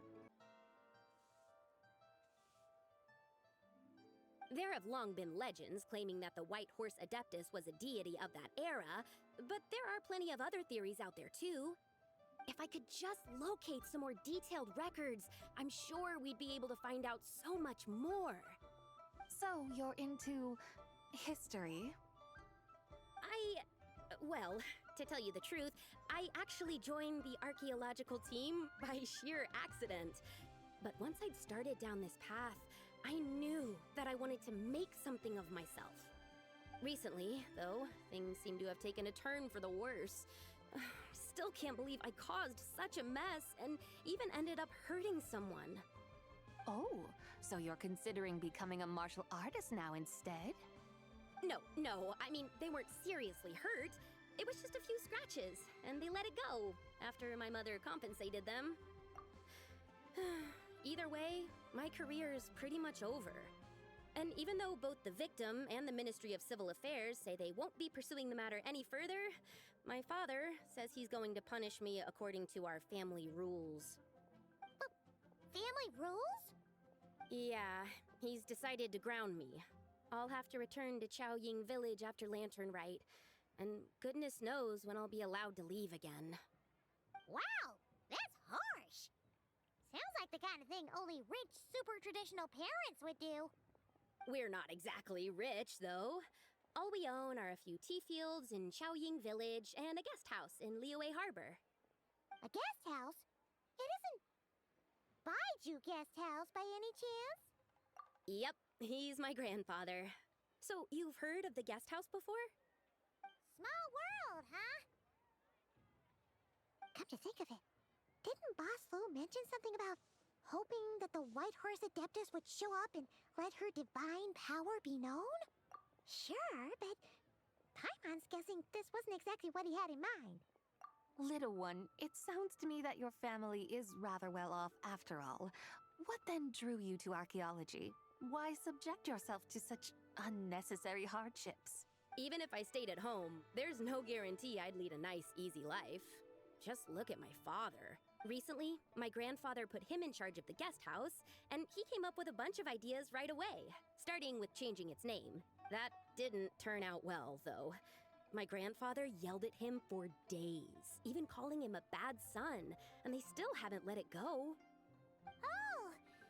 Paimon thinks we might have heard about that too. Long story short, Being dependent on others is never fun. You just end up being completely under their thumb. That's why I want to make it on my own out here, no matter how hard it is. After all, as the saying goes, to rise above others, one must endure the hardest of hardships. What's so funny about that? You poor, innocent little creatures never fail to amuse me.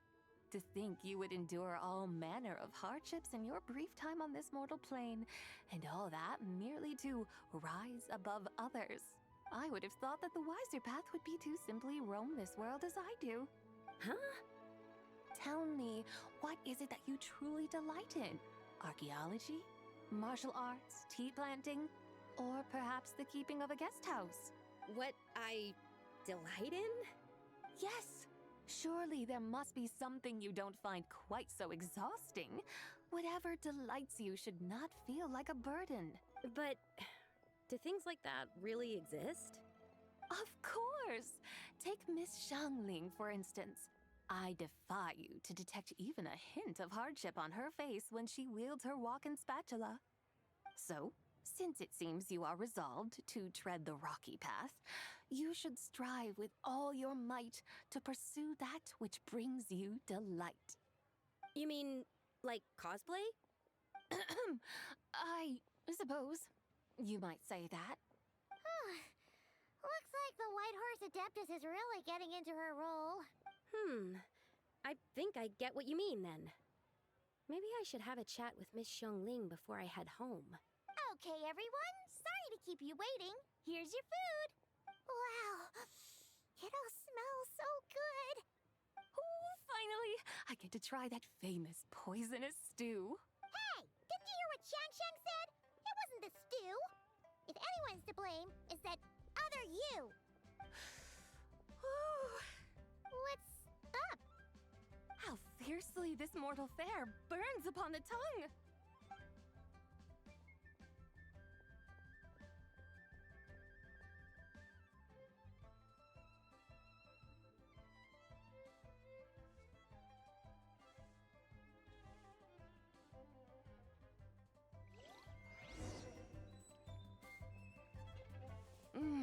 Most satisfying as poisonous stews go. So, where to now? Time, I think, to seek out some diversion?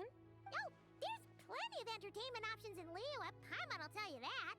The locals like to drink tea, walk their pets, play chess, watch operas, attend storytelling performances. Storytelling performances? You know, like listening to people telling stories.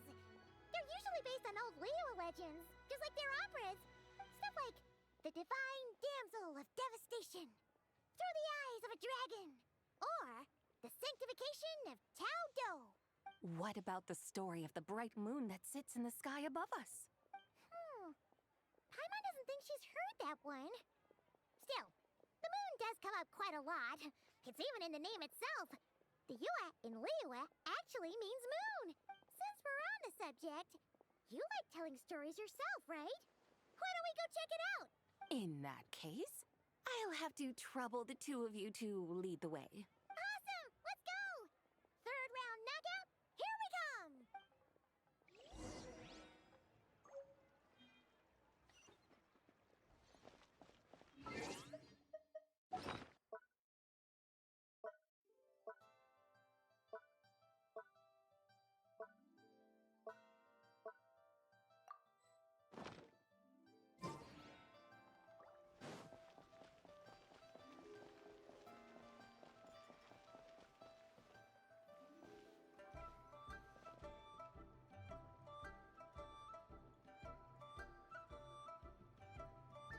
What a tongue twister. I'd have made a complete fool of myself if I tried to say it on stage without practicing it first. Huh. Call yourself Iron Tongue, Tien. Wobbly Tongue, Tien, more like. I used to have that problem a lot. But if you just take your time to grasp the meaning and commit it to memory, you'll be able to say it smoothly in no time. You're right, Miss Yoon. I'll give it another try. Hey, Yunjin! Fancy seeing you here! What are you two talking about? Traveler and Paimon, we meet again. And who, may I ask, is this? You may call me the White Horse Adeptus. The White Horse Adeptus? She's not really an Adeptus. I see. Well, it certainly looks like a lot of fun. Oh, funny you mention it.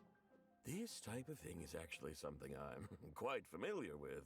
Once, to perform Through the Eyes of a Dragon, I decided to imagine that I was Rex Lapis himself.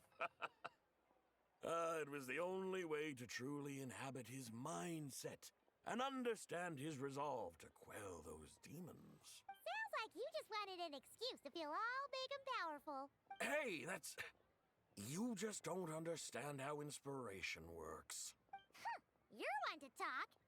Paimon's traveled all over with the Traveler, and she's seen things that would make your jaw drop. All right, then. Since you claim to be so knowledgeable, why don't you prove it by reciting an ancient poem? An ancient poem? Which one? Ha! See? You mean to tell me you've never even heard of the ancient poem called An Ancient Poem? What kind of a title is that? Quit teasing, Paimon. We only just found out about that ourselves. He's talking about the writing on those ancient relics. When we first saw it, we couldn't figure out what it all meant. So in the meantime, we decided to just refer to it as an ancient poem. However, thanks to the painstaking work of the scholars who were tasked with decoding it, it seems like that's exactly what it was. Or rather, an ode offered in veneration of the moon and the White Horse Adeptus. Oh yeah! Didn't Kuching mention that before? It's got something to do with Longon, right? That is correct. The Ministry of Civil Affairs has issued a notice stating that, although it is true that the moon may disappear tonight, we should be in no danger.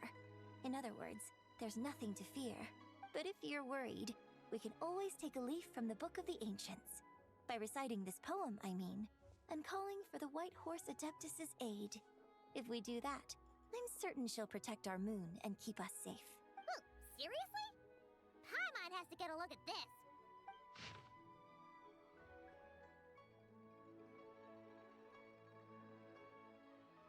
Under moon eternal in radiant night, a maiden grants silk, soft and light? What in Teyvat's that supposed to mean? Under moon iridescent in night divine. Blah blah blah, something cloth so fine. Something about fields being plowed. Something else about seeds being sown from the earth. Seriously? What is this? The fields are plowed, the seeds are sown, and from the earth, life is grown. Whoa! You did that without even looking! Bravo! Bravo! We have an expert in our midst. Looks like this young lady really does know her role inside out. If I didn't know any better, I'd have taken her for the real deal. That's because I am the real deal. That's the spirit. This is exactly the kind of mindset I was talking about. Behold, mortals, I am none other than the indomitable Rex Lapis himself. Kneel before my godly splendor. Believe me, young lady, I know exactly why you do it. Back in the day, I was just like you. I must say you are rather amusing as mortals go. Miss White Horse Adeptus, it is a great pleasure to make your acquaintance today. I have some questions regarding the poem, and I was wondering, perhaps, if you might be able to shed some light on it? You want me to explain the full meaning of its verses? Your guidance would be much appreciated. Fascinating. Huh. Tell me, do all the people of Liyue still express such reverence for the ancient ways? Well, it's true that we hold a deep fondness for our history, but it is hardly our only pursuit. One of my good friends, for instance, is even more devoted to the modern Fontanian art of rock and roll. Exactly! And don't forget, great practitioners of the role-playing arts walk among us too. People like me and you, young lady. Yes.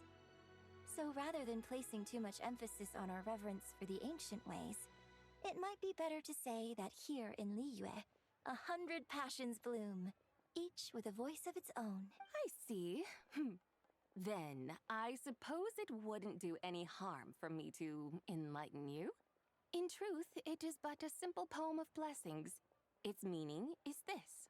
As the eternal moon rises in the night sky, a maiden adorned with lustrous jade descends upon the earth. She blesses the kudzu vines and mulberry leaves, so that they may be used to make coarse cloth that is nevertheless soft, light, and comfortable to wear. As the iridescent moon rises in the night sky, a maiden adorned with lustrous jade descends upon the earth. She blesses the kudzu vines and hemp, so that they may be used to make fine, luxurious cloth. As the frost moon rises in the night sky, a maiden adorned with lustrous jade descends upon the earth. She blesses the mugwort and artemisia, so that they may be perfect for divination. So she really did come down from the moon? She shows the people how to use the plow and spade to purge the land of weeds, till the soil, and heap up the earth to make it fertile. Then with the hoe, she teaches them to sow their grain, bestowing the promise of life upon every seed. She blesses the millet and the beans, ensuring that their stalks and vines stretch forth without end. She graces the wheat and the rice, so that their heavy heads are filled with plump, glistening grain. Sounds like she's a real pro at all this farming stuff. The fruits of the field are harvested and brewed into sacred wine for honored guests. This we reverently present to the Divine Maiden, with every ceremonial step flawlessly observed, so that she may witness the depth of our piety and respect. Oh, Divine Maiden, how can your graceful presence in the sky not seem like that of a fairy descending from the heavens? Oh, Divine Maiden, how does your pure and radiant form not resemble the guardian spirit of our land? I send my heart's desire, ascending to the heavens, beseeching you to grant us good fortune and blessings in the coming year. Huh? So, that's what it's supposed to mean? I find myself speechless, moved beyond the power of words to convey. Oh, young lady, you have shown me the heights to which a true role player might aspire. A truly remarkable performance. I did not anticipate that anyone could unravel this poem with such depth and clarity. And so soon after the Ministry of Civil Affairs noticed, too. I'd even begun to consider myself somewhat versed in the matter. But as they say, there's always someone more knowledgeable out there. Allow me to extend my thanks to you, Miss Whitehorse Adeptus. You are far too humble, young one. I must confess, it is I who have been surprised. Not only by you, but also by this Liyue Harbor of the present day. Ah, so you're not from Liyue. And what, may I ask, has surprised you about it? Oh, it's nothing really. Just some old memories scattered here and there. Very well, my guides. I suppose it is time we set forth on the next part of our excursion. I'd like to go see that wharf now. What say the two of you? No problem! We'll take you wherever you want. Oh, leaving so soon? Before you go, allow me to introduce myself. I am Yunjin, director of the Yunhan Opera Troupe. May I ask your name in return? My own name is scarcely worth mentioning, but since you asked, perhaps I'll tell you the title of that poem instead. Huh? So, it isn't actually called an ancient poem? Of course not. Its real title is Odes of Long Zabai. Odes of Long Zabai. All right then, until we meet again.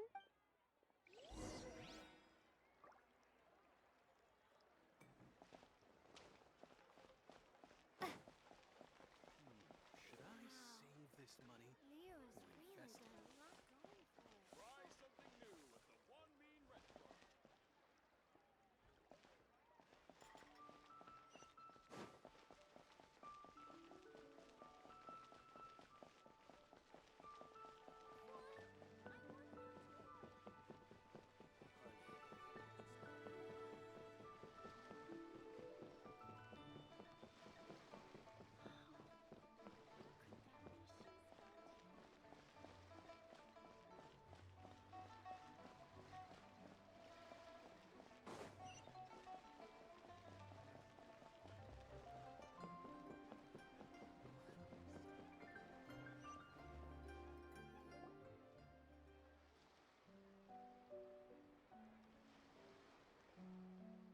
Ganyu! I almost forgot to mention. On my recent trip to Notcry, I came across something really fascinating in the Frost Moon Scion's library. I found records in their collection of another divine envoy living on the moon. A divine envoy on the moon? You don't think it could have been referring to the White Horse Adeptus too, do you? No way to say for sure. Still, the similarities between our legends are intriguing, to say the least. Isn't it amazing? Especially when you consider how far apart we are. It truly is. We might live in different lands, but when we look up at the night sky, we all see the same moon and stars. Right? It's like we're all bound together, no matter where we are. When you think of it like that, it's almost as if our friends from other nations will be right here celebrating with us. Isn't that a wonderful thought? No wonder you were so excited to go see the giant lantern when you first got back. Sounds like you're a real fan of the White Horse Adeptus, huh? I guess you could say that. Just a pity she's so elusive. Even Granny's never met her, you know? Maybe she really is just a legend after all. Hey, Yanfei and Ganyu! Trust, Paimon. The White Horse Adeptus is as real can be. Huh? Oh, look! It's the Traveler and Paimon! Feels like I haven't seen you two in, like, forever. Happy Lantern Rite. It's so good to see you again. Hey, you two. Happy Lantern Rite. Did I hear you right just now, Paimon? Does that mean you've actually seen the White Horse Adeptus? She has indeed. And now, so have you. And you are? Why, who else? The White Horse Adeptus, of course. Could you maybe start with something else next time? You're the White Horse Adeptus? That's right. Allow Paimon to introduce you to our new friend, Zichao. She's been low-key obsessed with cosplaying the White Horse Adeptus ever since we met her. I see. Well then, greetings, Miss Zichao. My name is Yanfei, and recently I've been low-key obsessed with learning everything I can about the White Horse Adeptus. I'm sure the two of you will get along like a house on fire. Oh, and by the way, I'm Ganyu. So, Miss Zichao, you must be here to see the giant lantern too, right? A horse-shaped Zhao lantern? Is that what I think it is?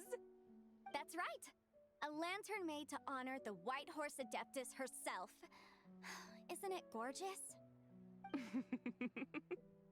Huh? What are you laughing at? Both the lantern and myself. What do you mean? Oh, this lantern truly is an artistic masterpiece. But tell me this, have any of you ever seen a horse before? Come to think of it, Paimon can't remember ever actually seeing one herself. What about you, Traveler? This horse appears to be mid-trot, but it has adopted what is called a lateral gait, where the legs on one side of the body move together in unison. A rather rare sight indeed. Just now, I suddenly pictured myself, I mean, the White Horse Adeptus running the same way. The image was so absurd, I could barely contain my mirth. Oh, really? I never knew that. You learn something every day, huh? Oh, come on! It's basically a giant piece of fan art! Who cares if it's different than the original? I was merely laughing at my own ignorance. I came here thinking that the White Horse Adeptus's tale had been long forgotten. Yet here I am, gazing upon a lantern made in her honor. Well, you couldn't have been more mistaken. There are so many tales about the White Horse Adeptus, I'm starting to lose count. Just off the top of my head... Just so you know, Yanfei, we've heard it all like a million times before. Uh-huh. But there's one thing I can guarantee that you haven't. Huh? You mean like a new chapter of her stories come to light? Mm-hmm. And I heard it from Ganyu just yesterday. Hey, why don't you share it with the others? Sure, no problem. Where to begin? Do you guys still remember what Liyue's Moon Chase Festival is about? Of course! It's a festival held in honor of the Stove God. That's right. But it took a really long time for the Stove God Festival to become what it is today. In its earliest form, it was actually an adeptal ritual known as the Moon Chase Rite. Paimon remembers Madame Ping mentioning that before, but she never explained exactly what it was. According to Cloud Retainer, the Moon Chase Rite was originally a ritual meant for communicating with the moon. Communicating with the moon? But for what purpose? At first, Cloud Retainer wasn't entirely sure either, as it was always Rex Lapis who performed the ritual. Whoa! Rex Lapis did it himself? Must have been a really important ritual. That's right. Unfortunately, despite numerous attempts, they never actually received any response from the moon, which is why they eventually stopped performing it. But then, just yesterday, Keqing took a picture of the moon being obscured by a dark hole to Cloud Retainer and asked if it had anything to do with the Moon Chase Rite. The moment Cloud Retainer saw it, it suddenly dawned on her that the rite might have been an attempt to reach the White Horse Adeptus all along. Does that mean Zhongli's been trying to bring back the White Horse Adeptus all this time?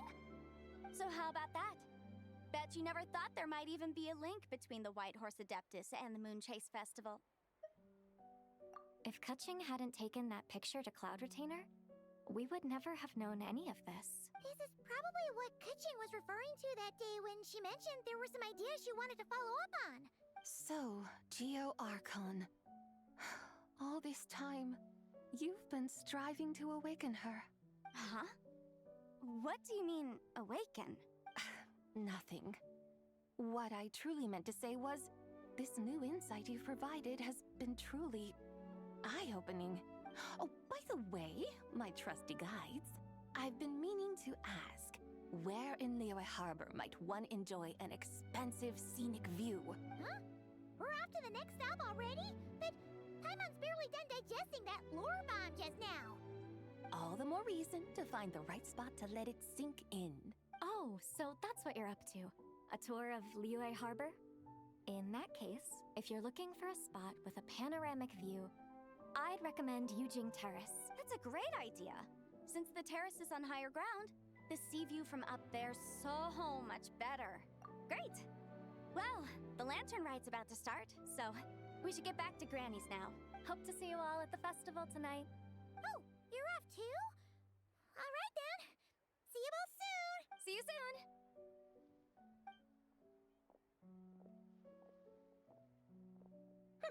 Very well, my guides.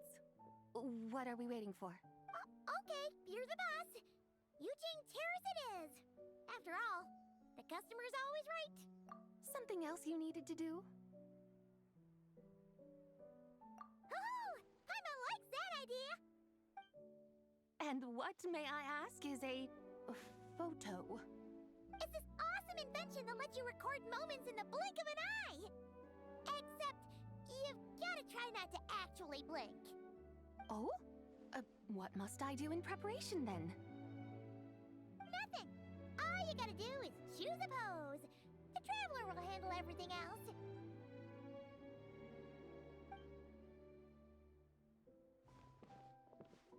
Come on, let's give it a try.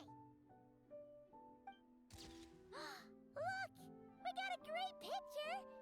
Paimon's gonna call it The White Horse Adeptus Meets the White Horse Adeptus in Liyue Harbor. Huh. They've even discovered a way to preserve moments in time. Now I truly am curious to witness what else these mortals might accomplish. Very well, let us proceed.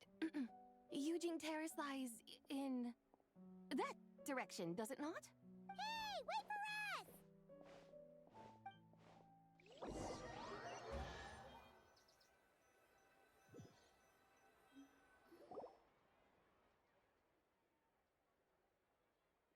Truly, a marvelous view if ever there was one. It seems the charm of this Liyue Harbor is only heightened by the sun's dying light. And soon, people will start releasing their shell lanterns to mark the most important day of the year. Practically everyone will be with their friends and family, eating a big meal, chatting, and even setting off fireworks. Trust Paimon, it'll look even more amazing then. What do you say? Want to stay to see that? No need. Let us bring this weary day to a close. Weary day? You mean you didn't enjoy your tour? I had imagined you would arrange for me to witness some grand spectacle. Perhaps the descent of divine beings, the manifestation of the sacred before mortal eyes, or the appearance of a selfless hero come to aid the helpless and downtrodden. Or, should that not come to pass, then at the very least, spend a little more coin. For that, it seems, is how one finds true enjoyment. Alas, but there was none of these. Instead, we merely filled our bellies, listened to tales, and gazed upon a crude imitation of my likeness. And now the sun begins its descent. What a day of quiet tedium. Well, we're so sorry. If we'd known that was what you wanted, we'd have done it all differently. It's all that Zhongli's fault for not making the customer's requirements clear. Well, it's too late now. Do you still believe I would part with that soul fragment, now so intertwined with my very being? But... I knew you were the more astute of the pair. Huh? You were just trying to scare Paimon? It seems the realm of the Geo-Archon has a way of making one more stony-faced. So, you were just pulling Paimon's leg? Of course. I was merely engaging in a little banter with the two of you. Long ago, I shared tales with various mortals who chanced upon my mountain abode. Never did I imagine that those stories would endure. It seems I greatly underestimated them.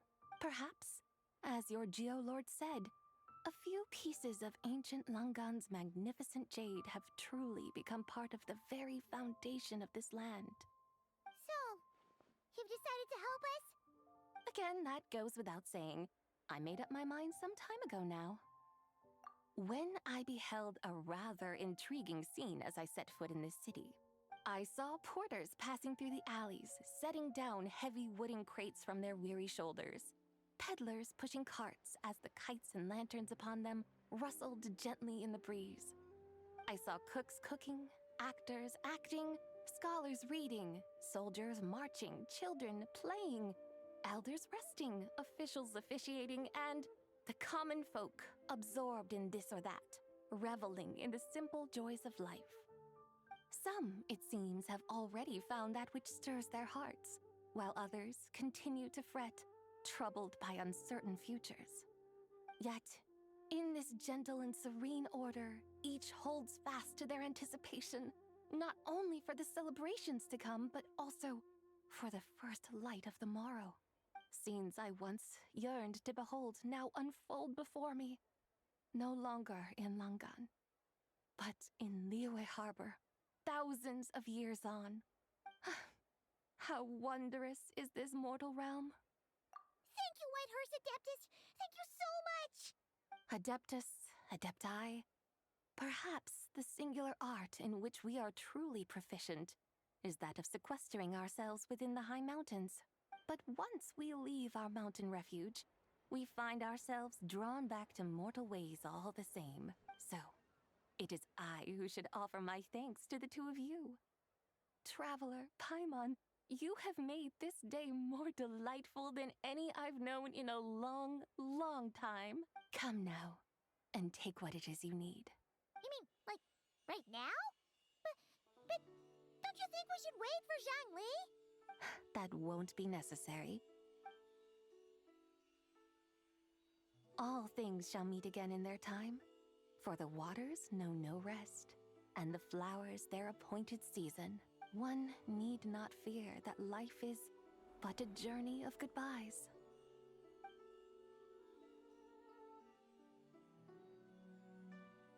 Is she gone?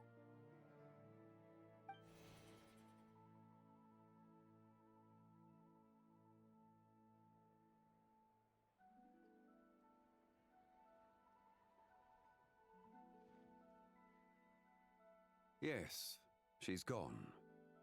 A deadly self is formed from the body's impure vapors, so naturally it cannot survive long in this world. Had it not been sustained by the remnant of Zibai's soul, it would have faded away a long time past. Now that the remnant is gone, it has severed its ties to the mortal world. Shenhui! When did you get here? A while ago. Paimon would have thought you'd at least want to say goodbye.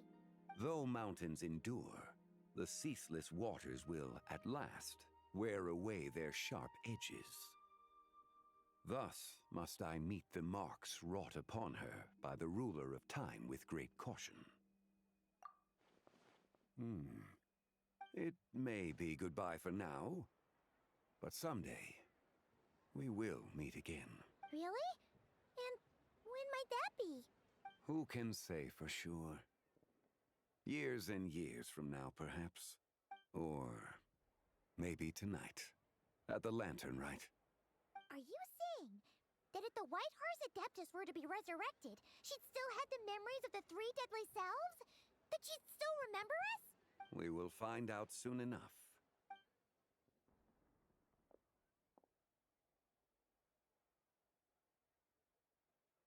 It is time. The rite is about to begin.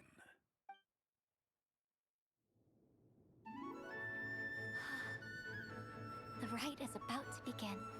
Is the moon really gonna disappear? Got your lanterns ready, everyone? All set. Might be about time to put eyes to the sky.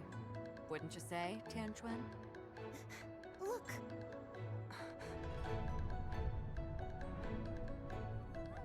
When the sun's out, eat the sun. When the moon's out, eat the moon. Whoa, is this the lunar eclipse? Under moon eternal, in radiant night, a maiden grants silk, soft and light. Under moon iridescent, in night divine, a maiden grants fiber for cloth For so you. fine. Under moon of frost, in night so great, a maiden grants tools to divine our fate. The fields are plowed, the seeds are sown, and from the earth, life is grown. The seedlings stretch, the crops do rise, and all unfolds before our eyes. Fruits are gathered, sweet wine is poured. These gifts we offer to our Lord. Pure as heaven, so fair and bright, she shines as light in this dark night. And with her does this, wish take flight.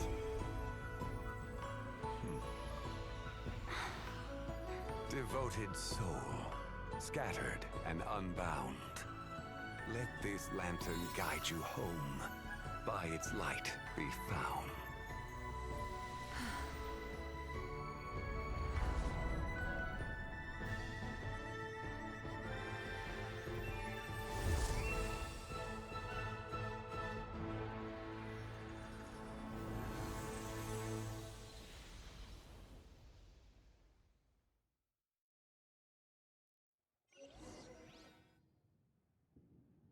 Did we do it?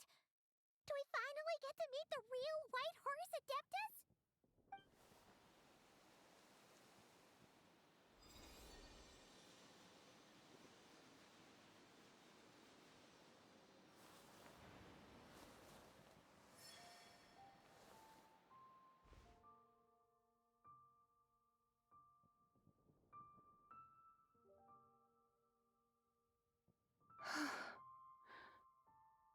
This place. Where am I? A familiar land, now known by the name of Liyue. Liyue? The peaks adorn the clouded moon. Then, who might you be? Oh no! She seems to have lost all her memories after all. And those countless lights in the sky. What are they? These lights, each like a dwelling in glad accord, usher in this day of joyous rebirth. And whose rebirth might that be? That of my old friend, Zebai. Zebai? Yeah, that's you! Don't you remember anything at all? That's... me? Oh, yes. The envoy of the Lunar Palace. My name is Zebai, indeed. Then you must be... the Lord of Geo, Heaven's Star. Many years have passed since we last saw one another. Zebai, my friend. Welcome home. Home? But why does this place, this Liyue, feel at once so strange and yet so familiar? Who you are? Who are you? Ah, yes, I remember now. You are that treasure-hunting damsel, the one stricken by the poisonous fish stew. How goes your quest for treasure? You must have achieved both fame and fortune by now, I trust. Hey, you've got it all wrong! You're talking about Lu Shanxiang. And how many times do we have to tell you? She wasn't poisoned! Sheesh! Hmm? But I could have sworn... Oh, that's right. You're that impudent blonde youngster who kept meddling in my affairs. And to think you even had the audacity to presume yourselves worthy of being... What was it again? Ah, yes, of being my guides. How very wonderful to see you again, my most faithful and beloved guides. I trust all has been well in my absence? Well, she finally got it right. But that sudden mood swing felt even weirder. It's like her head's packed full of slimes. It is possible that her cells have not yet settled. After all, they've only just been brought back together. It may be some time before she fully recovers. Huh? You mean, kinda like she's still half asleep? That I cannot say for certain. Perhaps a few days. Perhaps a few years. A few years? Mortal years are but a poor measure when divine beings tread the realm of dreams. Well, if you say so. Anyway, at least she's whole again, right? That already seems like a pretty good outcome to Paimon. Yes, there is little cause for worry. We need only wait and let time take its course. Say, what are those little creatures over there up to? Celebrating Lantern Rite, of course. And those lights up in the sky? Those are all Xiao lanterns. This year, each and every one of them carries a little wish inside. Lantern Rite. Then, may I join in too? Of course! Why else do you think we've been running around like headless chickens these past few days? Tell you what, Traveler, why don't we take the White Horse Adeptus out to celebrate? Who knows? Maybe seeing some familiar faces might help her find her feet? Hey, Zhangli! You've got some time on your hands now, right? Why don't you come along with us? By no means a bad idea, Paimon. Oh, and Zebai, before Paimon forgets, when we meet the others later, remember to wish them a happy Lantern Rite! Happy... Lantern Rite? Happy Lantern Rite! Yes! Happy Lantern Rite indeed. Well then, let's go!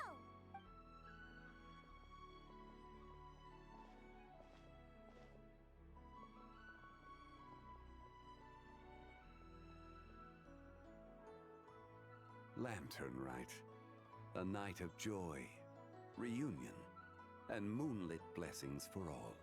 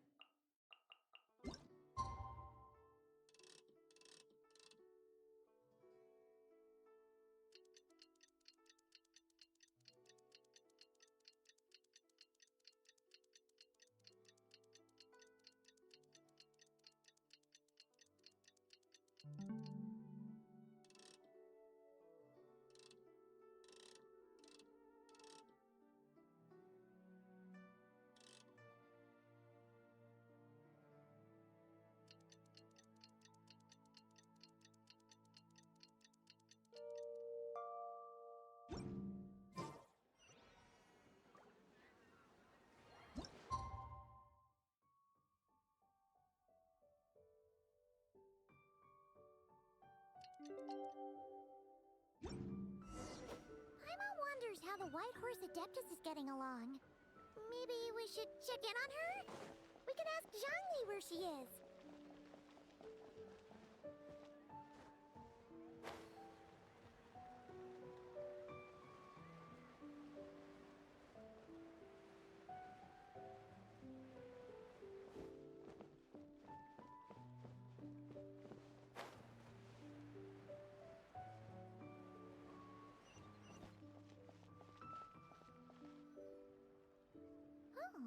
Looks like Zhangli hasn't stopped by for tea today.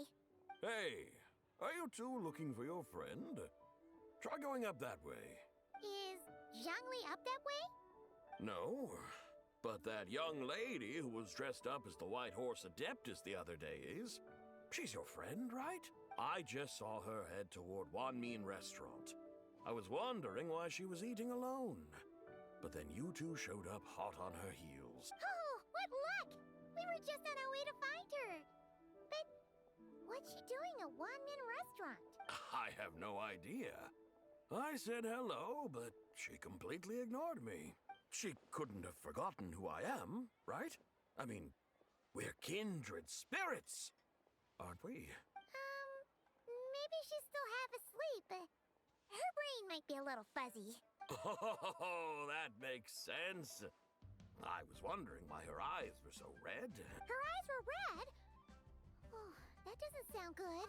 You young people, staying up all night because you think you're invincible? Look at your friend. Missing out on sleep so she can pretend to be the White Horse Adeptus. That's where that leaves you, you know. A word to your friend from someone who's older and wiser. She really needs some rest. Paimon won't be so certain about the older and wiser part. Yeah, what was that? Hurry along, then. Oh, and don't forget to come back and check out my Rex Lapis cosplay when you're done.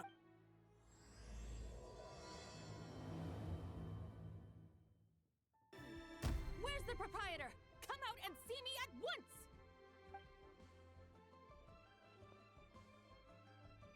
Xiangling and Chef Mao aren't here right now. What can I help you with? And who might you be? My name is Shenhe. I work here at Wanmin Restaurant. Shenhe. Shenhe. Are you that crane adeptus who loves planting mint? It's been a few days. Have you improved your gardening skills? Did you manage to cover the slopes with mint? Mint? I don't know anything about mint. But I am familiar with Qingshen and glaze lilies. Ha! Already casting mint from your mind. How can a practitioner of self-cultivation be so fickle, chasing after every new plant that catches their eye? I'm not sure I get what you mean. Are you delirious from hunger? Would you like something to eat? Shenhe! White Horse Zabai! So this is where everyone is! Traveler, Paimon. It's been a long time. Happy Lantern Rite. Is this customer a friend of yours? Don't mind her, Shenhe. She's just a little cranky because, she didn't sleep well last night and she's only just woken up. Look how red her eyes are. I see. In that case, Miss Zabai, I have a tonic here infused with Qingshen. It's cool and soothing when applied to the eyes. Would you like to try a few drops? Stop right there! Who are you two noisy children? Hey! Have you forgotten about us already? Guides. Yes, I seem to recall something about some guides. Ah, yes, now I remember. What luck! I was just looking for someone to show me the way to Elong Wharf. Huh. Is she starting to come around? Someone requested my help in purchasing some tea leaves. I was informed they have discounted prices during the festival and that I shall get a good deal there. Tea leaves? This sounds like Zhangli's doing. He sure knows how to get people running errands for him. Your friend Rex Zhangli initially requested the most expensive tea, but then a young lady in a hexagram hat Mentioned he'd burned through the Wangsheng funeral parlor's yearly expenses at an exhibition a few days ago. As such, he is only permitted to buy items that are discounted this month. Oh, that's his boss, Hu Tao. It's about time she realized the problem and put a stop to his spending sprees. Oh, I see. So that's why you're here. Unfortunately, Wanmin Restaurant doesn't sell tea leaves. If you're truly in need, I could gather some wild tea from the mountain slopes. You don't sell tea leaves? But I remember your boss, Miss Lu, saying that she owns tea fields. You really should get some rest. The person you're talking about isn't the boss of Wanmin Restaurant. She's just like you. She came here to eat. Is that so? Life really is full of surprises. What surprises? Your brain really is as gooey as a pack of slimes. Paimon can't believe Zhongli entrusted you with going all the way to Yilong Wharf and buying tea. That would be excellent, my dutiful guides. Ah, yes, Miss Crane. I apologize profusely for my improper behavior just now. Please forgive me. I completely understand. Master often says that the human body is like a mechanism in need of regular maintenance. When a person cannot rest at night, they are sure to become irritable and on edge. Miss Crane, you appear reasoned and compassionate on the surface, yet I sense dark forces churning within your spiritual core. Those red ropes you wear are what bind them, am I correct? Oh, you can sense that? Indeed. I also sense that with your strength, you might try undoing one or two of those bonds when training. Untie Shenhe's ropes? Wouldn't that be risky? Though the use of red ropes to bind the soul is a wondrous technique, practitioners must eventually learn to break free from external aids and look within themselves for restraint. Master has told me similar things, but I am not ready yet. Your self-cultivation has progressed far enough. Then I will seek further guidance from my master. If you still have doubts, you can find me at the Baiju Guest House. I'll be taking up residence there for a while. For now, my dutiful guides, let us be off.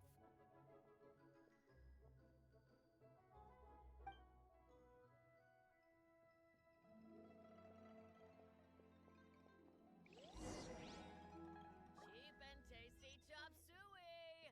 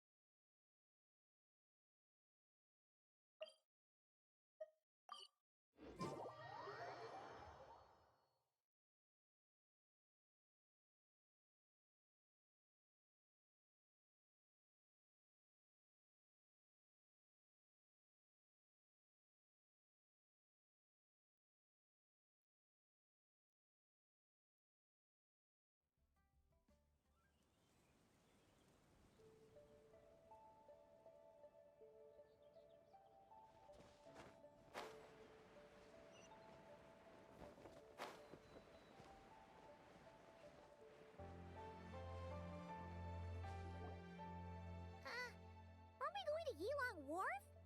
How do we end up on this mountain? Is that small town over there not Yilong Wharf?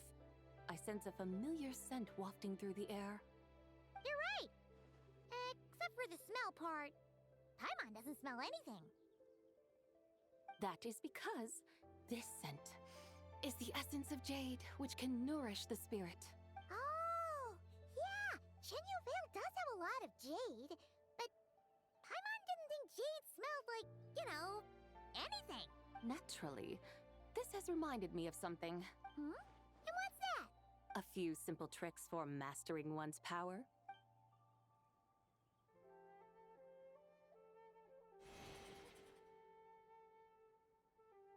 What is that thing? I'm sure you've been to Yilong Wharf many times before, but I wonder if you've done so while cruising through the air. You've been such dutiful, dedicated guides, so allow me to offer this fresh experience as recompense. Please step in.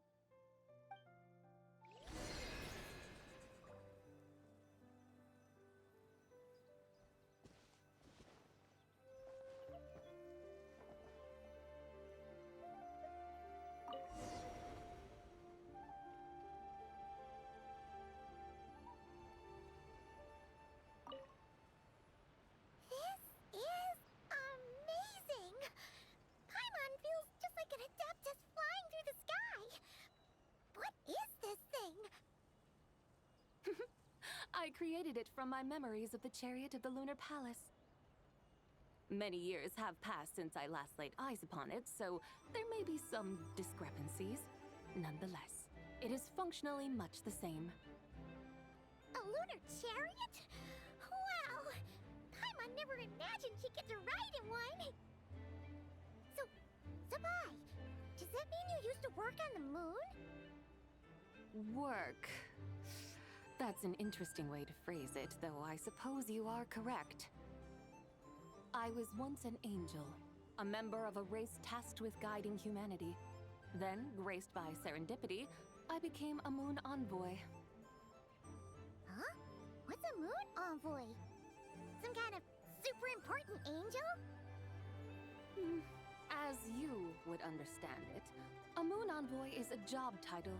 Any angel, or non-angel, can become a moon envoy. Does that mean you're not the only one? Of course not. Though my memories are still hazy, I vaguely remember some of my colleagues. There was one who liked to take on the form of an ibis. An ibis?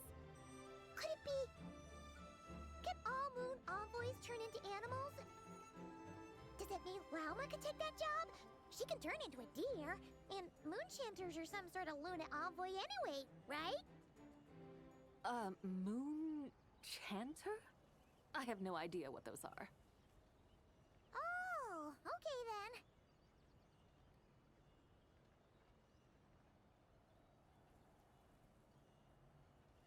Look! Paimon thinks she saw a tea vendor over there! Very well. Let's take a look.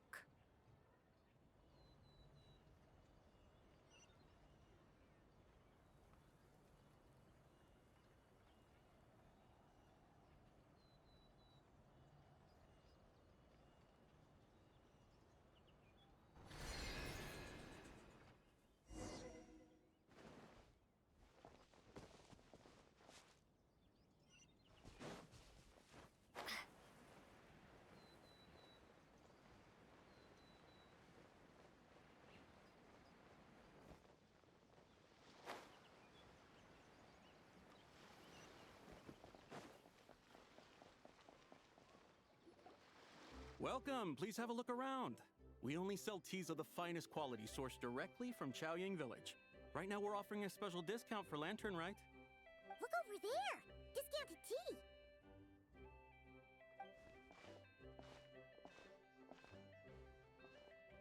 Dear customers, are you looking to purchase some tea leaves? I can see from your bearing that you are no ordinary customers. My humble shop has some exquisite teas that should satisfy your more refined tastes. We're not here for quality. We're looking for a discount. A discount?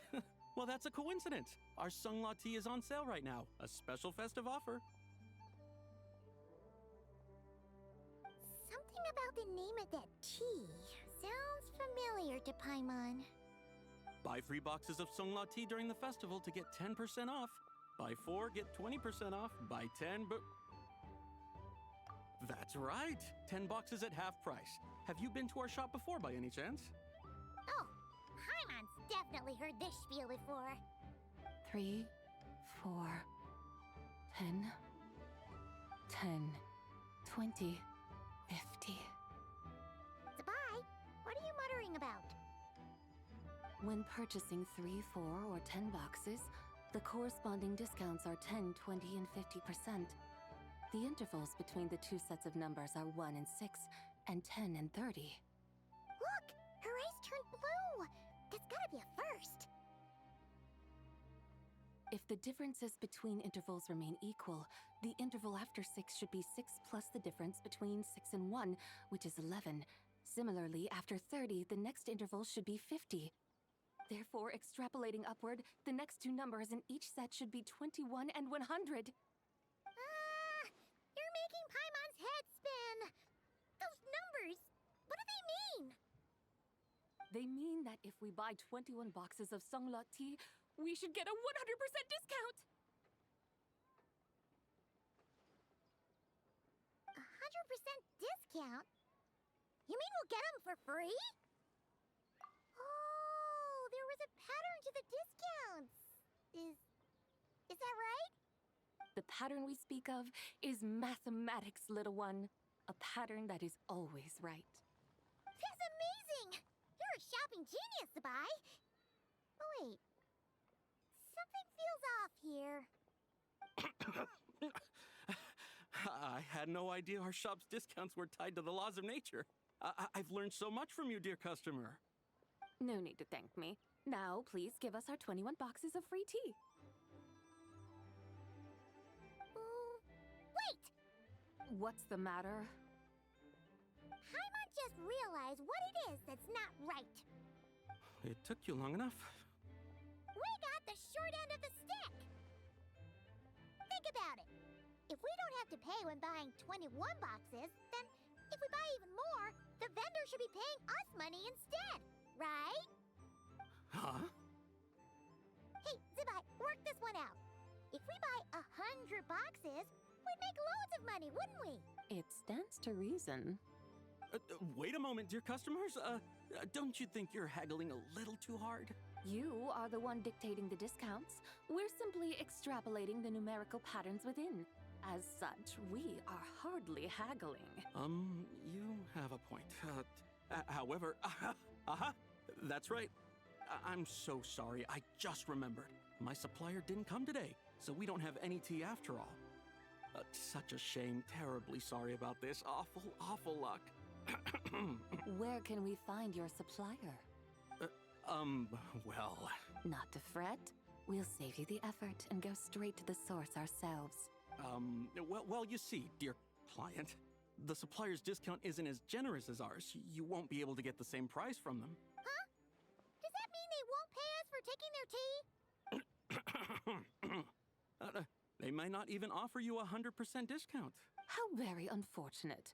Nevertheless, as the original supplier, they must offer some sort of discount. Besides, we're not looking to make money. We just want a good deal. Well, that's great. My suppliers are all tea farmers from Chaoying Village. You can go ask around the village, but please don't say I sent you. Do not worry, we appreciate your generosity. Referring customers to your business partners, even choosing to remain anonymous, the demeanor of a true gentleman indeed. Your business will surely prosper. I hope you're right. Then let us head to Chaoying Village. Do you know the way, my guides? Of course! Just follow us.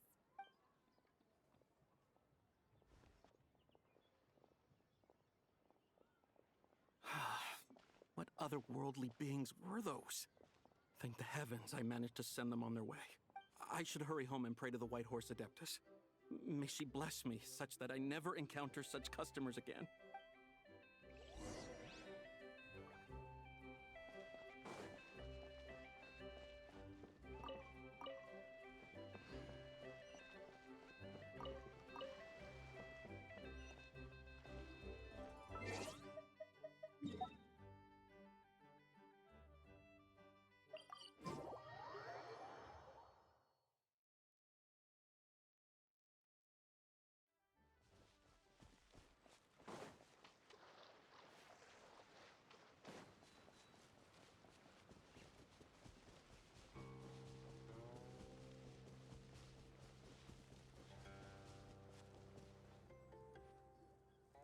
Here we are!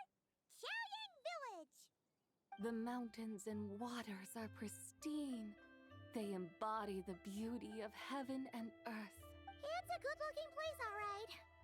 But it's hard to enjoy the scenery when Paimon can't stop thinking about all that tea-buying Mora we're missing out on. Should fate dictate, Mora will find its way to you sooner or later. often enough. He even sought us out in person this Lantern Rite. For now, let's look around and see if any tea farmers are selling their crop. We'll be able to see more clearly from up high. Let's take to the sky and enjoy the beautiful scenery while we're at it.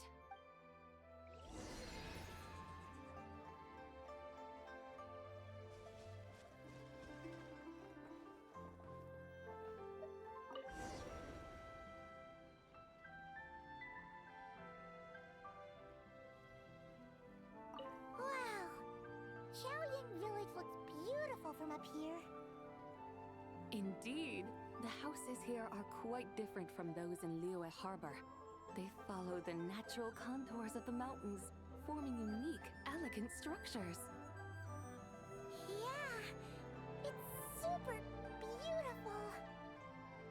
The white walls and dark tiles frame the emerald waves of the terraced fields, while the curved eaves and tall gateways juxtapose each other with grace. It's almost too beautiful to be true. The crowing of roosters and barking of dogs, the calls of farmers working the fields, a vibrant pastoral chorus overflowing with earthly vitality. Yeah, it's incredibly beautiful, huh? Have you studied the linguistic arts by some chance? Huh? Your vocabulary for beauty seems rather constrained. Paimon knows how to say pretty as well. I see. Now then, let's take a look around and see if we can find any farmers selling tea.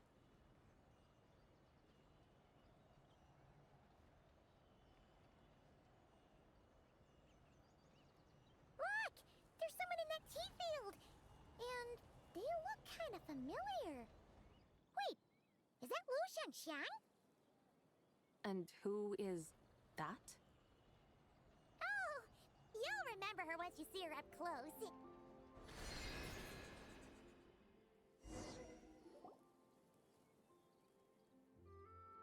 Hey there, Lu Xiangxiang! It really is you! Huh? Paimon, Traveler, and the White Horse Adeptus. Fancy seeing you here. The White Horse Adeptus has a name now. You can call her Zabai. And you are... Wait. I remember now, you're... Don't say anything about food poisoning or fish. You're the young lady who wanted to rise above the rest, are you not? Yes, that's me, but I'm in a bit of a state right now. At best, I can say I've fallen below them. Fallen below them? What happened? Like I said the last time we met, I'm being punished according to family rules. My father, mother, grandfather, grandmother, other grandfather, other grandmother. Oh, that's a lot of family members. Yeah, and on the night of Lantern Rite, they held a family meeting to discuss my situation. So, they do care about you. There's no doubt they care. But they think that since I caused all that trouble in Liyue Harbor, it shows I can't be trusted on my own. They decided to ground me. Ground you? Yeah, though they're not confining me to my room. Instead, I have to personally nurture a tea seedling until it grows big enough to be sold at market. Aw, a tiny little tea baby. Do they want you to experience what it's like to be a parent? It's supposed to cultivate my character and temperament. They say this will help me calm down and reflect on my issues. What happened in Liyue Harbor really wasn't your fault. Oh well, at least this punishment doesn't sound too harsh. So, how long will it take for the little tea baby to grow? Actually, I don't know. I've never grown a tea tree before. It usually takes 2 or 3 years. 2 or 3 years? Yes, the tea in this garden requires 2 or 3 years to mature.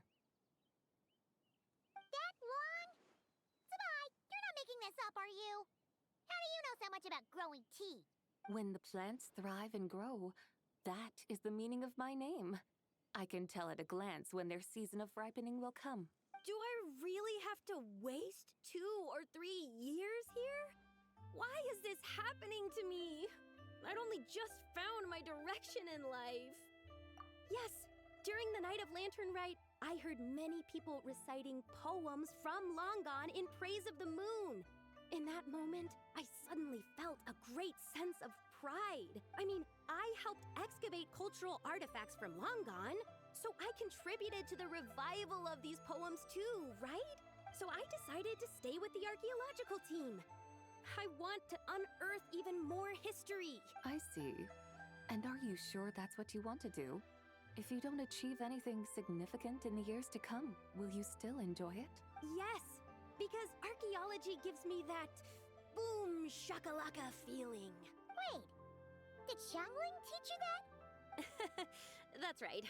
I was asking her for advice. She said that if something gives you that boom shakalaka feeling, then it has to be worth pursuing. I immediately thought about how, when I'm excavating in the ruins, I always feel like there's a ghost standing beside me. And not in a spooky way.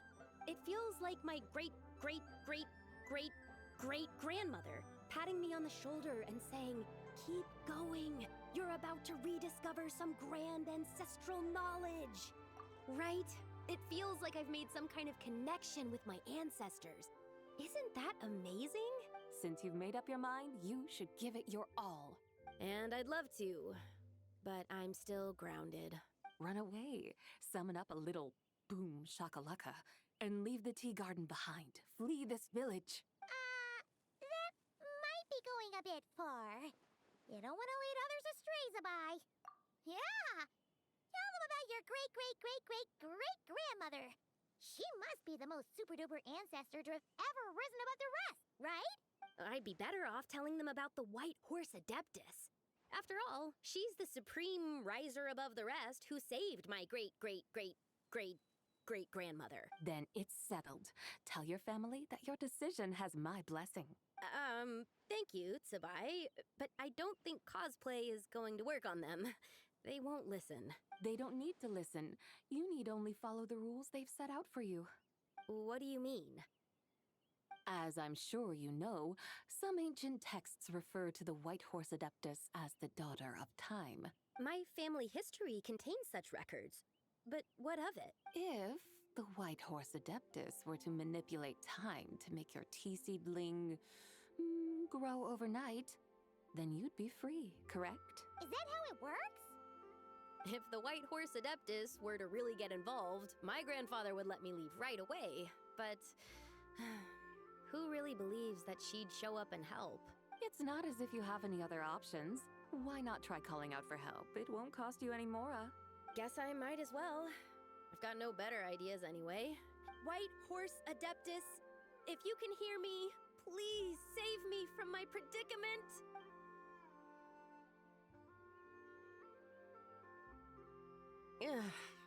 Nothing happened, as expected. Perhaps the White Horse Adeptus has already heard your prayer. Why not come back here tomorrow and take a look? By then, the seedling you planted may well have grown into a thriving tea tree. Thank you, Tsubai, for trying to comfort me. I do feel better now, kinda. But can't you really do something like that? Oh, it's getting late. Why don't you all stay at my house tonight? My family may be strict with me, but they're always welcoming to guests. That sounds great! Let's get some sleep and then come back here tomorrow to see if our tea baby has grown.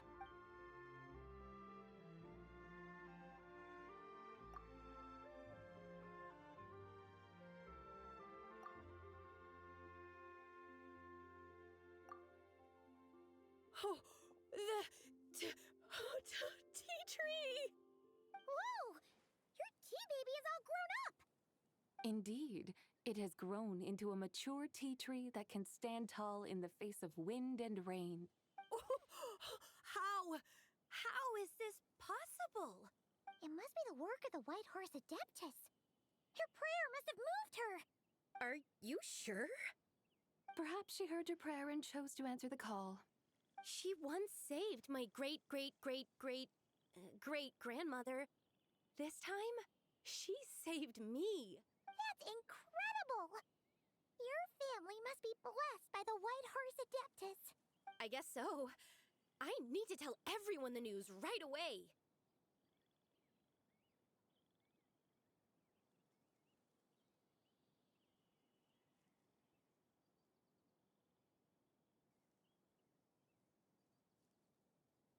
They'd better.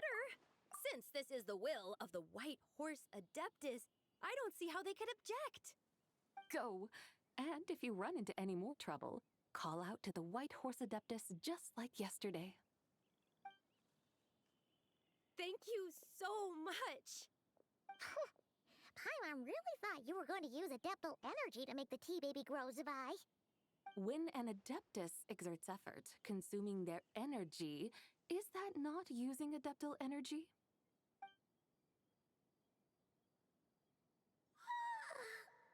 All right. What are we doing out here in the middle of the night? We're here to help Lu Xiangxiang fulfill her wish, of course. Can you really make the tea baby grow? It won't be easy, but there are ways.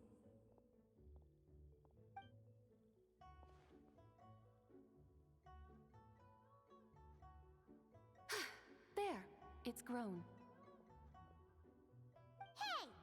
You just transplanted a tea tree from over there! So, there's a mature tea tree here now, yes? Oh, yeah, but... And am I not the White Horse Adeptus?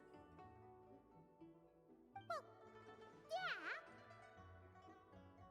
Is this tea tree then not a manifestation of the White Horse Adeptus's will? You're not wrong. Then again, there's something not quite right about this. Maybe this will become another mystical Adepti tale recorded in their family history. That would be marvelous. Paimon thinks so too. Hey, Traveler! Sabai seems to be doing much better now, don't you think? Oh! Paimon bets that's why Zhangli chose to send her on this errand. That's a great idea! We've already shown her Liyue Harbor, Yulong Wharf, and Xiaoying Village. How about we head to Qingce Village next? Qingce. That name sounds familiar.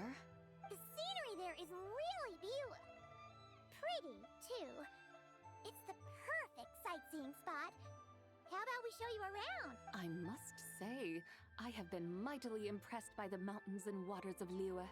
Please lead the way, my dutiful guides. Alright, let's go!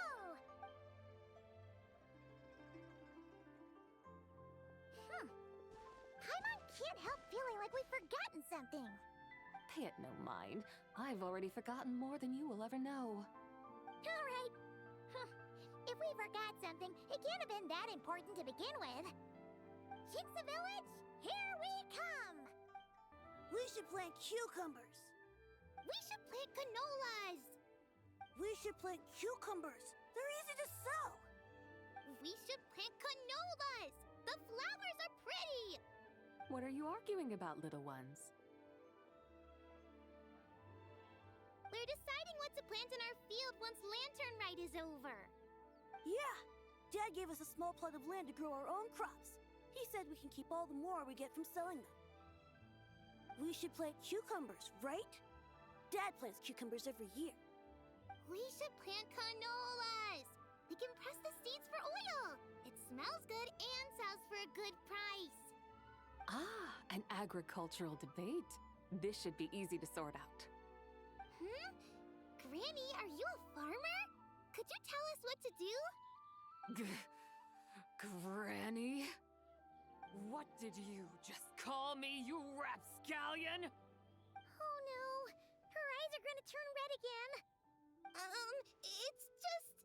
my granny smells really nice, and you smell nice too, so...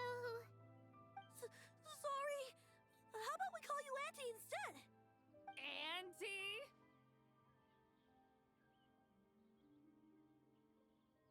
Oh, all right. Big Sis Zabai, can you help us decide whether we should grow cucumbers or canolas in our field? You little rascals! Using priceless land like this just for cucumbers and canolas? What a waste of heaven's gifts! Huh? What should we plant instead? With the coming of spring, when all things awaken, the fields should be sown with the 5 grains. What are those? The 5 grains are life's staples, the heart of the people's table. I notice the people here mostly eat rice, so that is where you should begin. Based on the local climate and soil, seedlings planted in mid to late spring should produce mature grain within 2 or 3 months. When autumn comes, you can plant a second crop, with time still to harvest it before the first frost. The rice you harvest can be sold at market or kept in your stores. It's a far better choice than cucumbers or canolas. Oh, but Big Sister Zubai, I like canolas. That's no issue. It is unsuitable for continuous cropping in any case. You can rotate it with rice to maximize your yields. After the second rice harvest, around wintertime will be the perfect opportunity to sow their seeds. And when they mature in mid to late spring, you shall be just in time to sow the first rice crop of the year in turn. This way, your field will sustain balance, rice and canola in a harmonious cycle. Wow! That means we'll have crops to harvest all year round! Wait a minute! If rice and canola take up the whole year, what about my cucumbers? A firefly dares rival the brilliance of the moon? In what twisted universe should cucumbers vie for land with rice? Big Sis Zubai! You're going to hurt Lil Lee's feelings! Auntie hates cucumbers!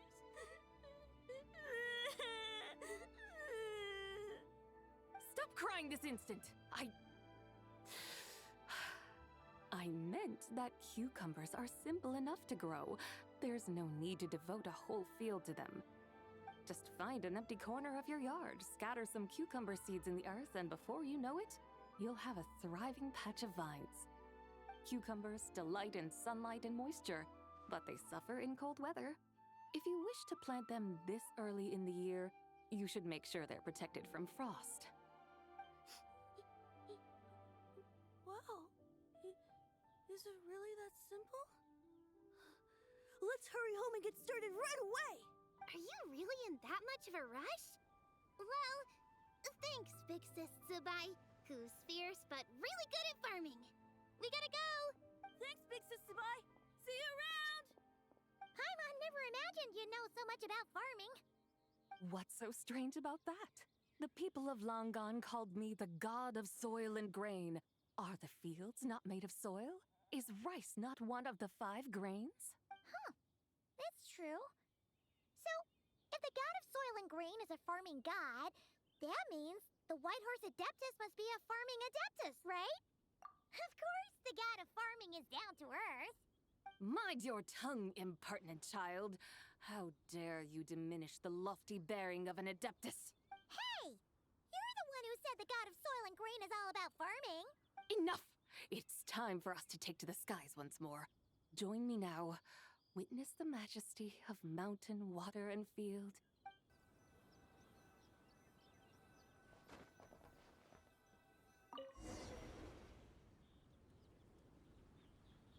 Wow! The terraces look so pretty from up here. The mountains tower like pagodas, the hills coiling at their feet like shells. Layers built upon layers, rising and falling in harmony. A truly unique and mesmerizing sight.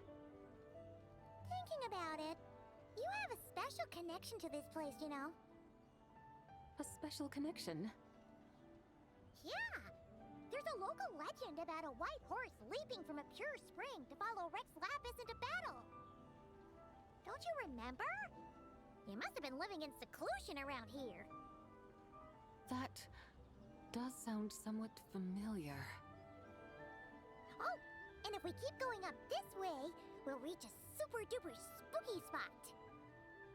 You might have a connection to that place, too. there's an ancient array that seals away the remains of a fallen god. A god's remains? Yeah! The people of Liyue turned that story into an opera called The Sanctification of Tao Do. Does that ring any bells?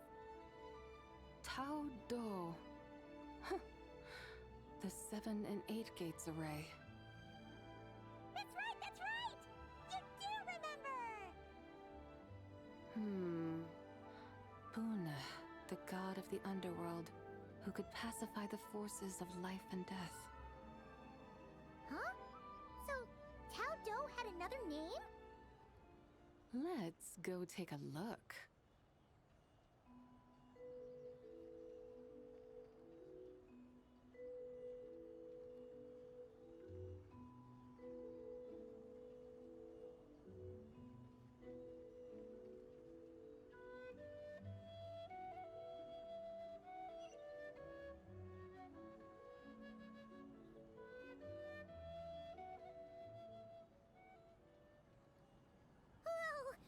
We've arrived at Wulwang Hill.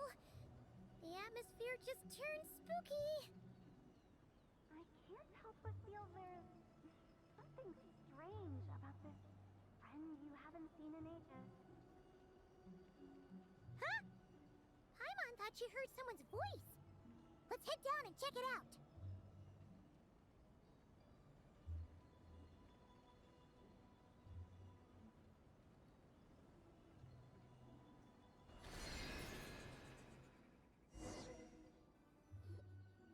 I can't help but feel there's something strange about this friend you haven't seen in ages. Strange?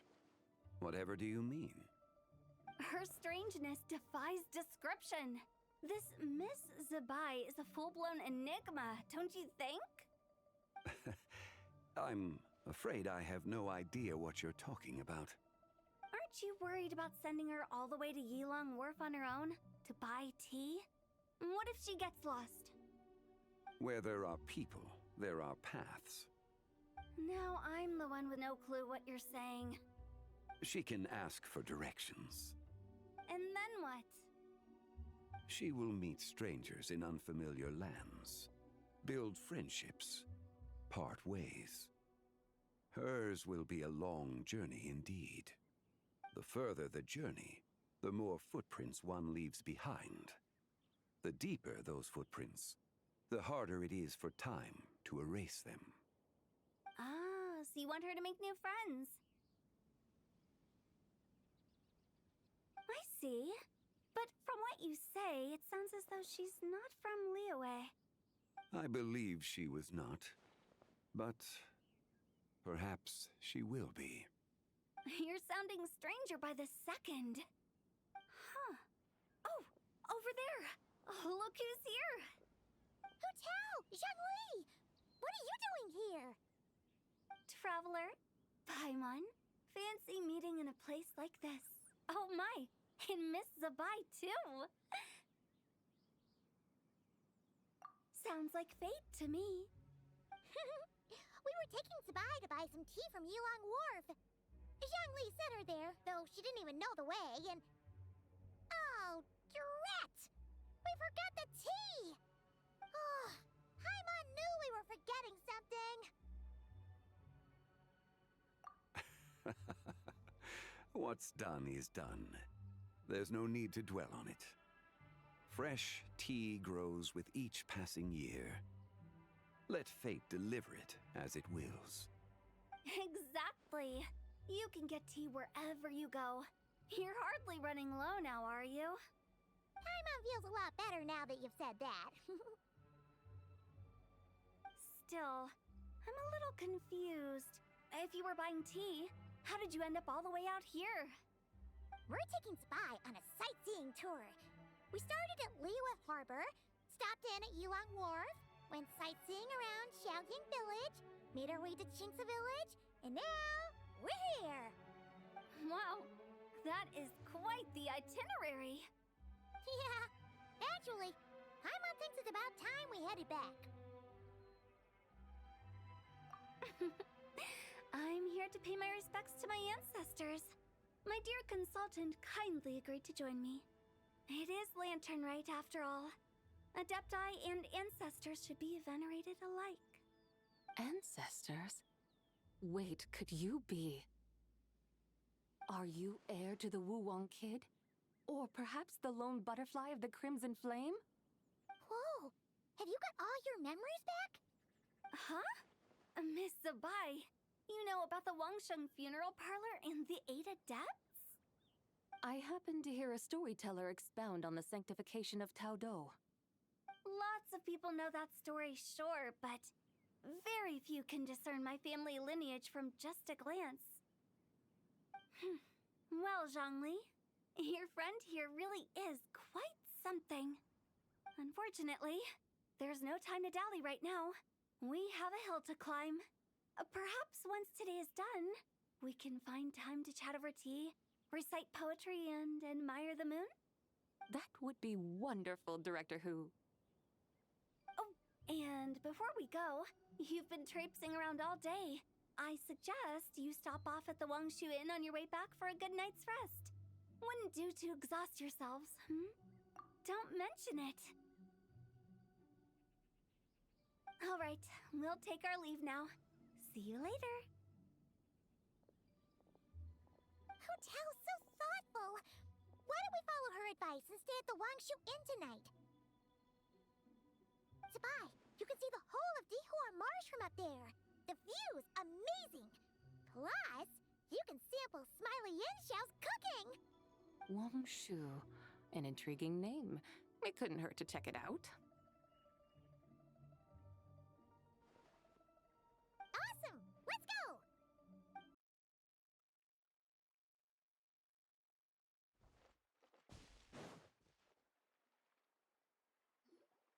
Is that towering structure Wangshu Inn? Sure is. We can take the lift up from over there. Always walking the path long trodden. Does retracing others' footsteps not tire you? Come on, get in. We'll fly to the top.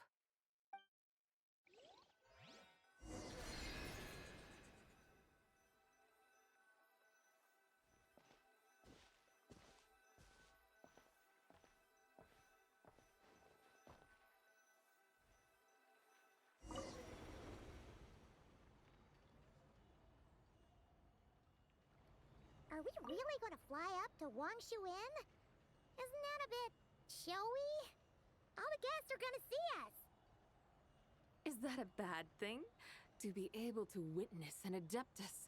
This will surely add to the inn's appeal, not to mention the room prices. The owner will thank us. You seem to really like showing off your powers. This inn's architecture is incredible, and the surrounding countryside radiates a picturesque charm. No wonder the new proprietor of the Baiju guest house thinks he can't compete and has decided to change his own establishment's name. The new proprietor? Ah, you mean Lu Shengsheng's dad. So you know about that, too. Personally, Paimon thinks it should go with something like Rex's Rest. That's a contender's name if Paimon's ever heard one. A fitting name indeed. So you think the guest house should change its name too? Paimon kinda thought you'd say something like, such sacrosanct traditions must never change. Time flows ever onward. Why should the rules of yesterday be carried forward into the world of tomorrow? The people of today should determine what is to be kept. Huh. You're not as old-fashioned and stuffy as Paimon thought. The years ebb and flow, seas recede to reveal fields. In the vastness of time, I am but a wild horse in a boundless sea of dust. Even Rex Lapis, having waded through the waters of the river of time, is not quite the same as before. Zhongli, what was he like before? That is another story for another time.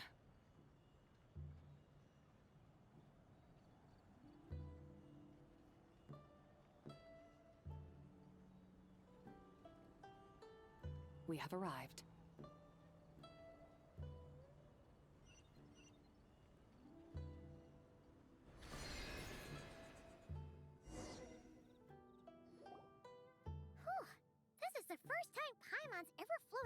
Wongshu in on a chariot?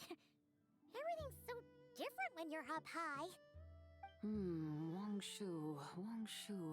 Like moon lanterns and shell lanterns. Might it all be a coincidence? What's a coincidence? Do you not know what Wangshu means? Wangshu can refer to the moon, but its original meaning is actually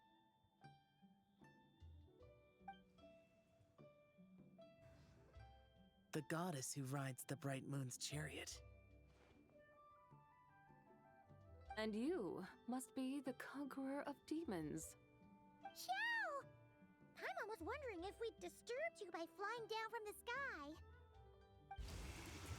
Not at all. I sensed an unusual presence long before you arrived, though I didn't expect it to be you in a flying chariot. Ah, a witness at last. I was starting to think we should fly a bit lower. It would be awfully dull if no one ends up marveling at my lofty bearing.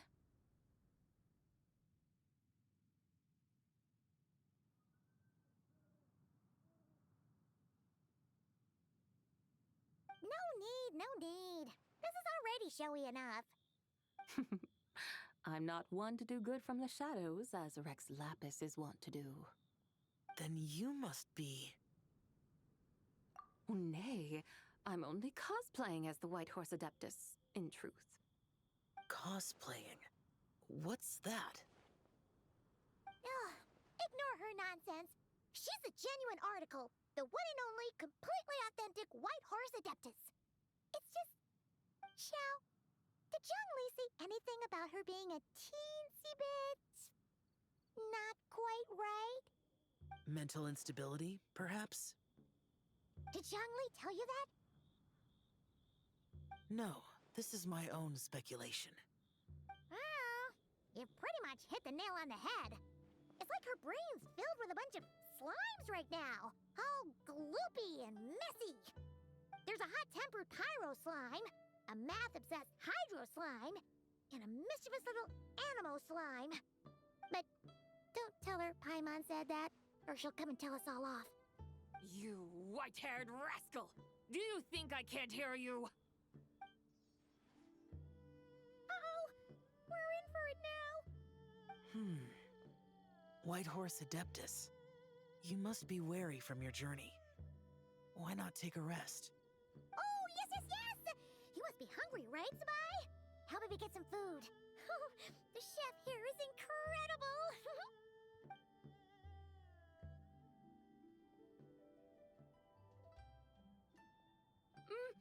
It's so hot!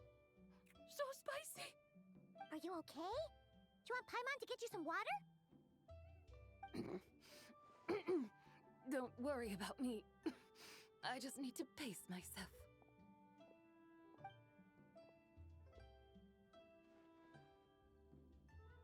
So, regarding your friend and her condition, does even the Lord of Geo have no solution? Zhongli said we should wait and she'll get better on her own. But who knows how long that's gonna take. Is that why her personalities change so easily? Paimon thinks that has something to do with her 3 deadly selves. Zhongli told us that the deadly selves are impure, affecting living things that get too close. The White Horse Adeptus's remnant spirit was attached to the deadly selves for a long time. It makes sense that her temperament and memories would have been influenced by them. But Paimon still doesn't really understand what the 3 deadly selves actually are. Paimon, as you do not practice self-cultivation, I cannot help you fully understand. But you can think of them simply as emotions and desires. The act of severing the 3 deadly selves is a means of exercising wicked desires and cultivating one's true self.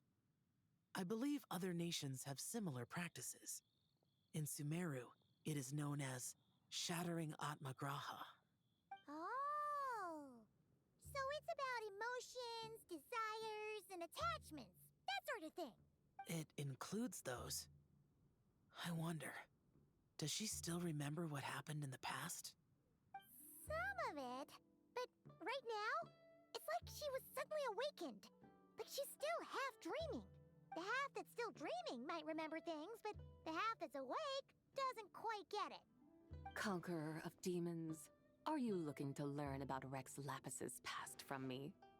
You are an old friend of his, so please, call me by my name. But Conqueror of Demons sounds so much more imposing. In days of yore, he was the Lord of Geo, Heaven's Star. Huh? You said the same thing the day you came back. But what does it mean? I'm afraid I can't remember. Hey! Did you really forget? Or are you just pretending so you don't have to tell? Why not ask Rex Lapis himself? Whether I've forgotten might be up for debate, but I am certain he remembers. He must have his reasons for not raising the past, and you likely have similar concerns. I shouldn't have asked. An answer that suits your style, General Elatis. Now that we're on the subject, though, I suddenly remembered something. Which is? In the distant past, there was a feast, which I attended. I faintly recall the Lord of Geo also being present that day. Oh! And then? What happened?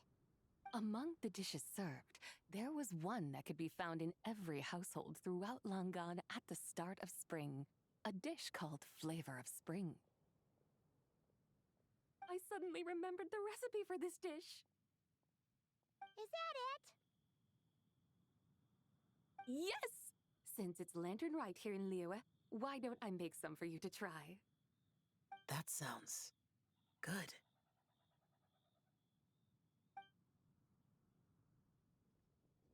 Wow! It might not have been the story Paimon was hoping for, but this looks delicious! The spring breeze stirs. Now is the perfect time to savor this dish. My dutiful guides have gone to great trouble to show me around Liyue. And even the Conqueror of Demons has graced us with his presence. I feel deeply honored. This Flavor of Spring is my way of expressing my gratitude. There's no need for such grand words. What's this? Hey! It's that broken jade token from the antiques exhibition!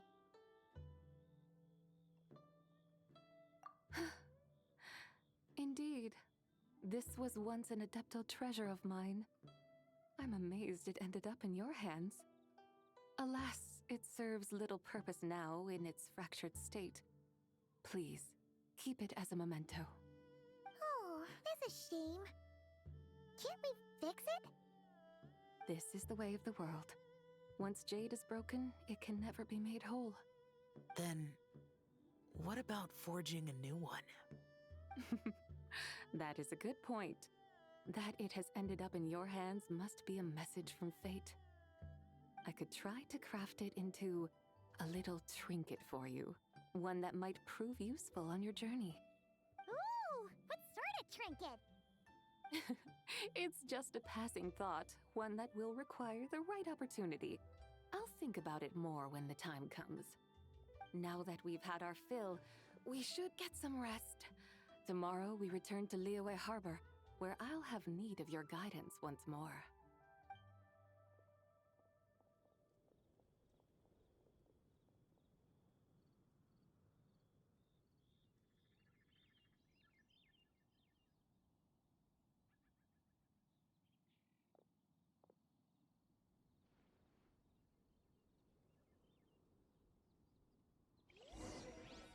Howdy.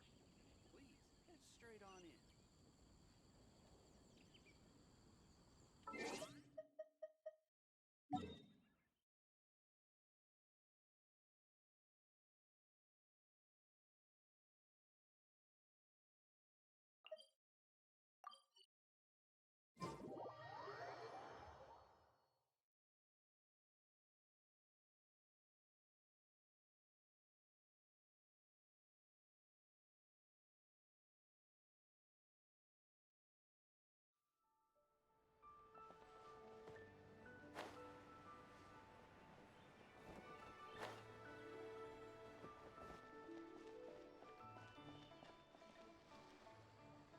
Chi-Chi, the Lantern Rite is almost over. Do you remember how to make a Shao lantern?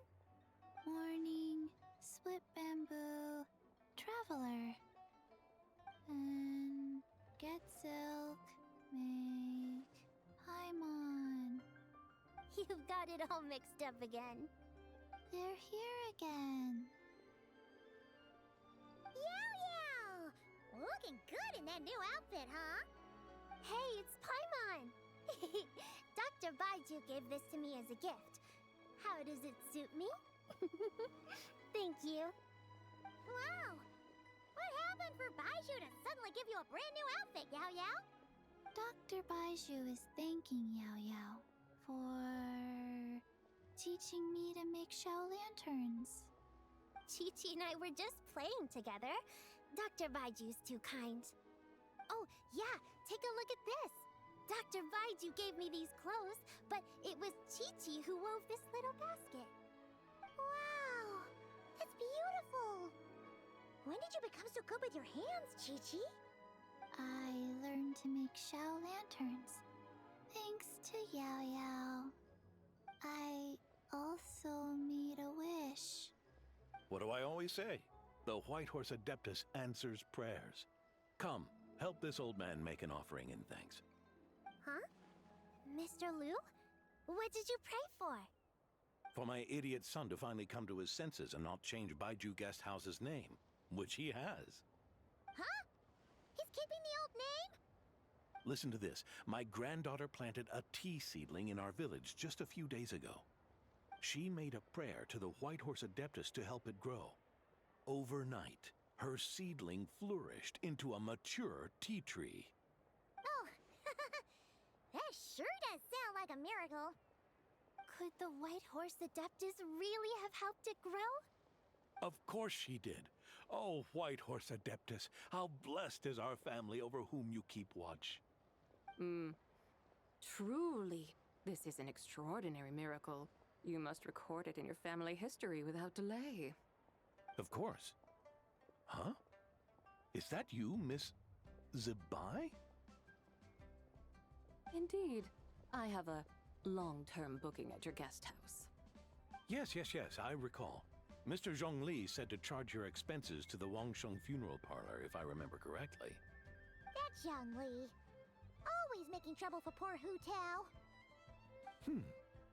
I noticed when you were here last that you bear a striking resemblance to the pictures of the White Horse Adeptus in my family history.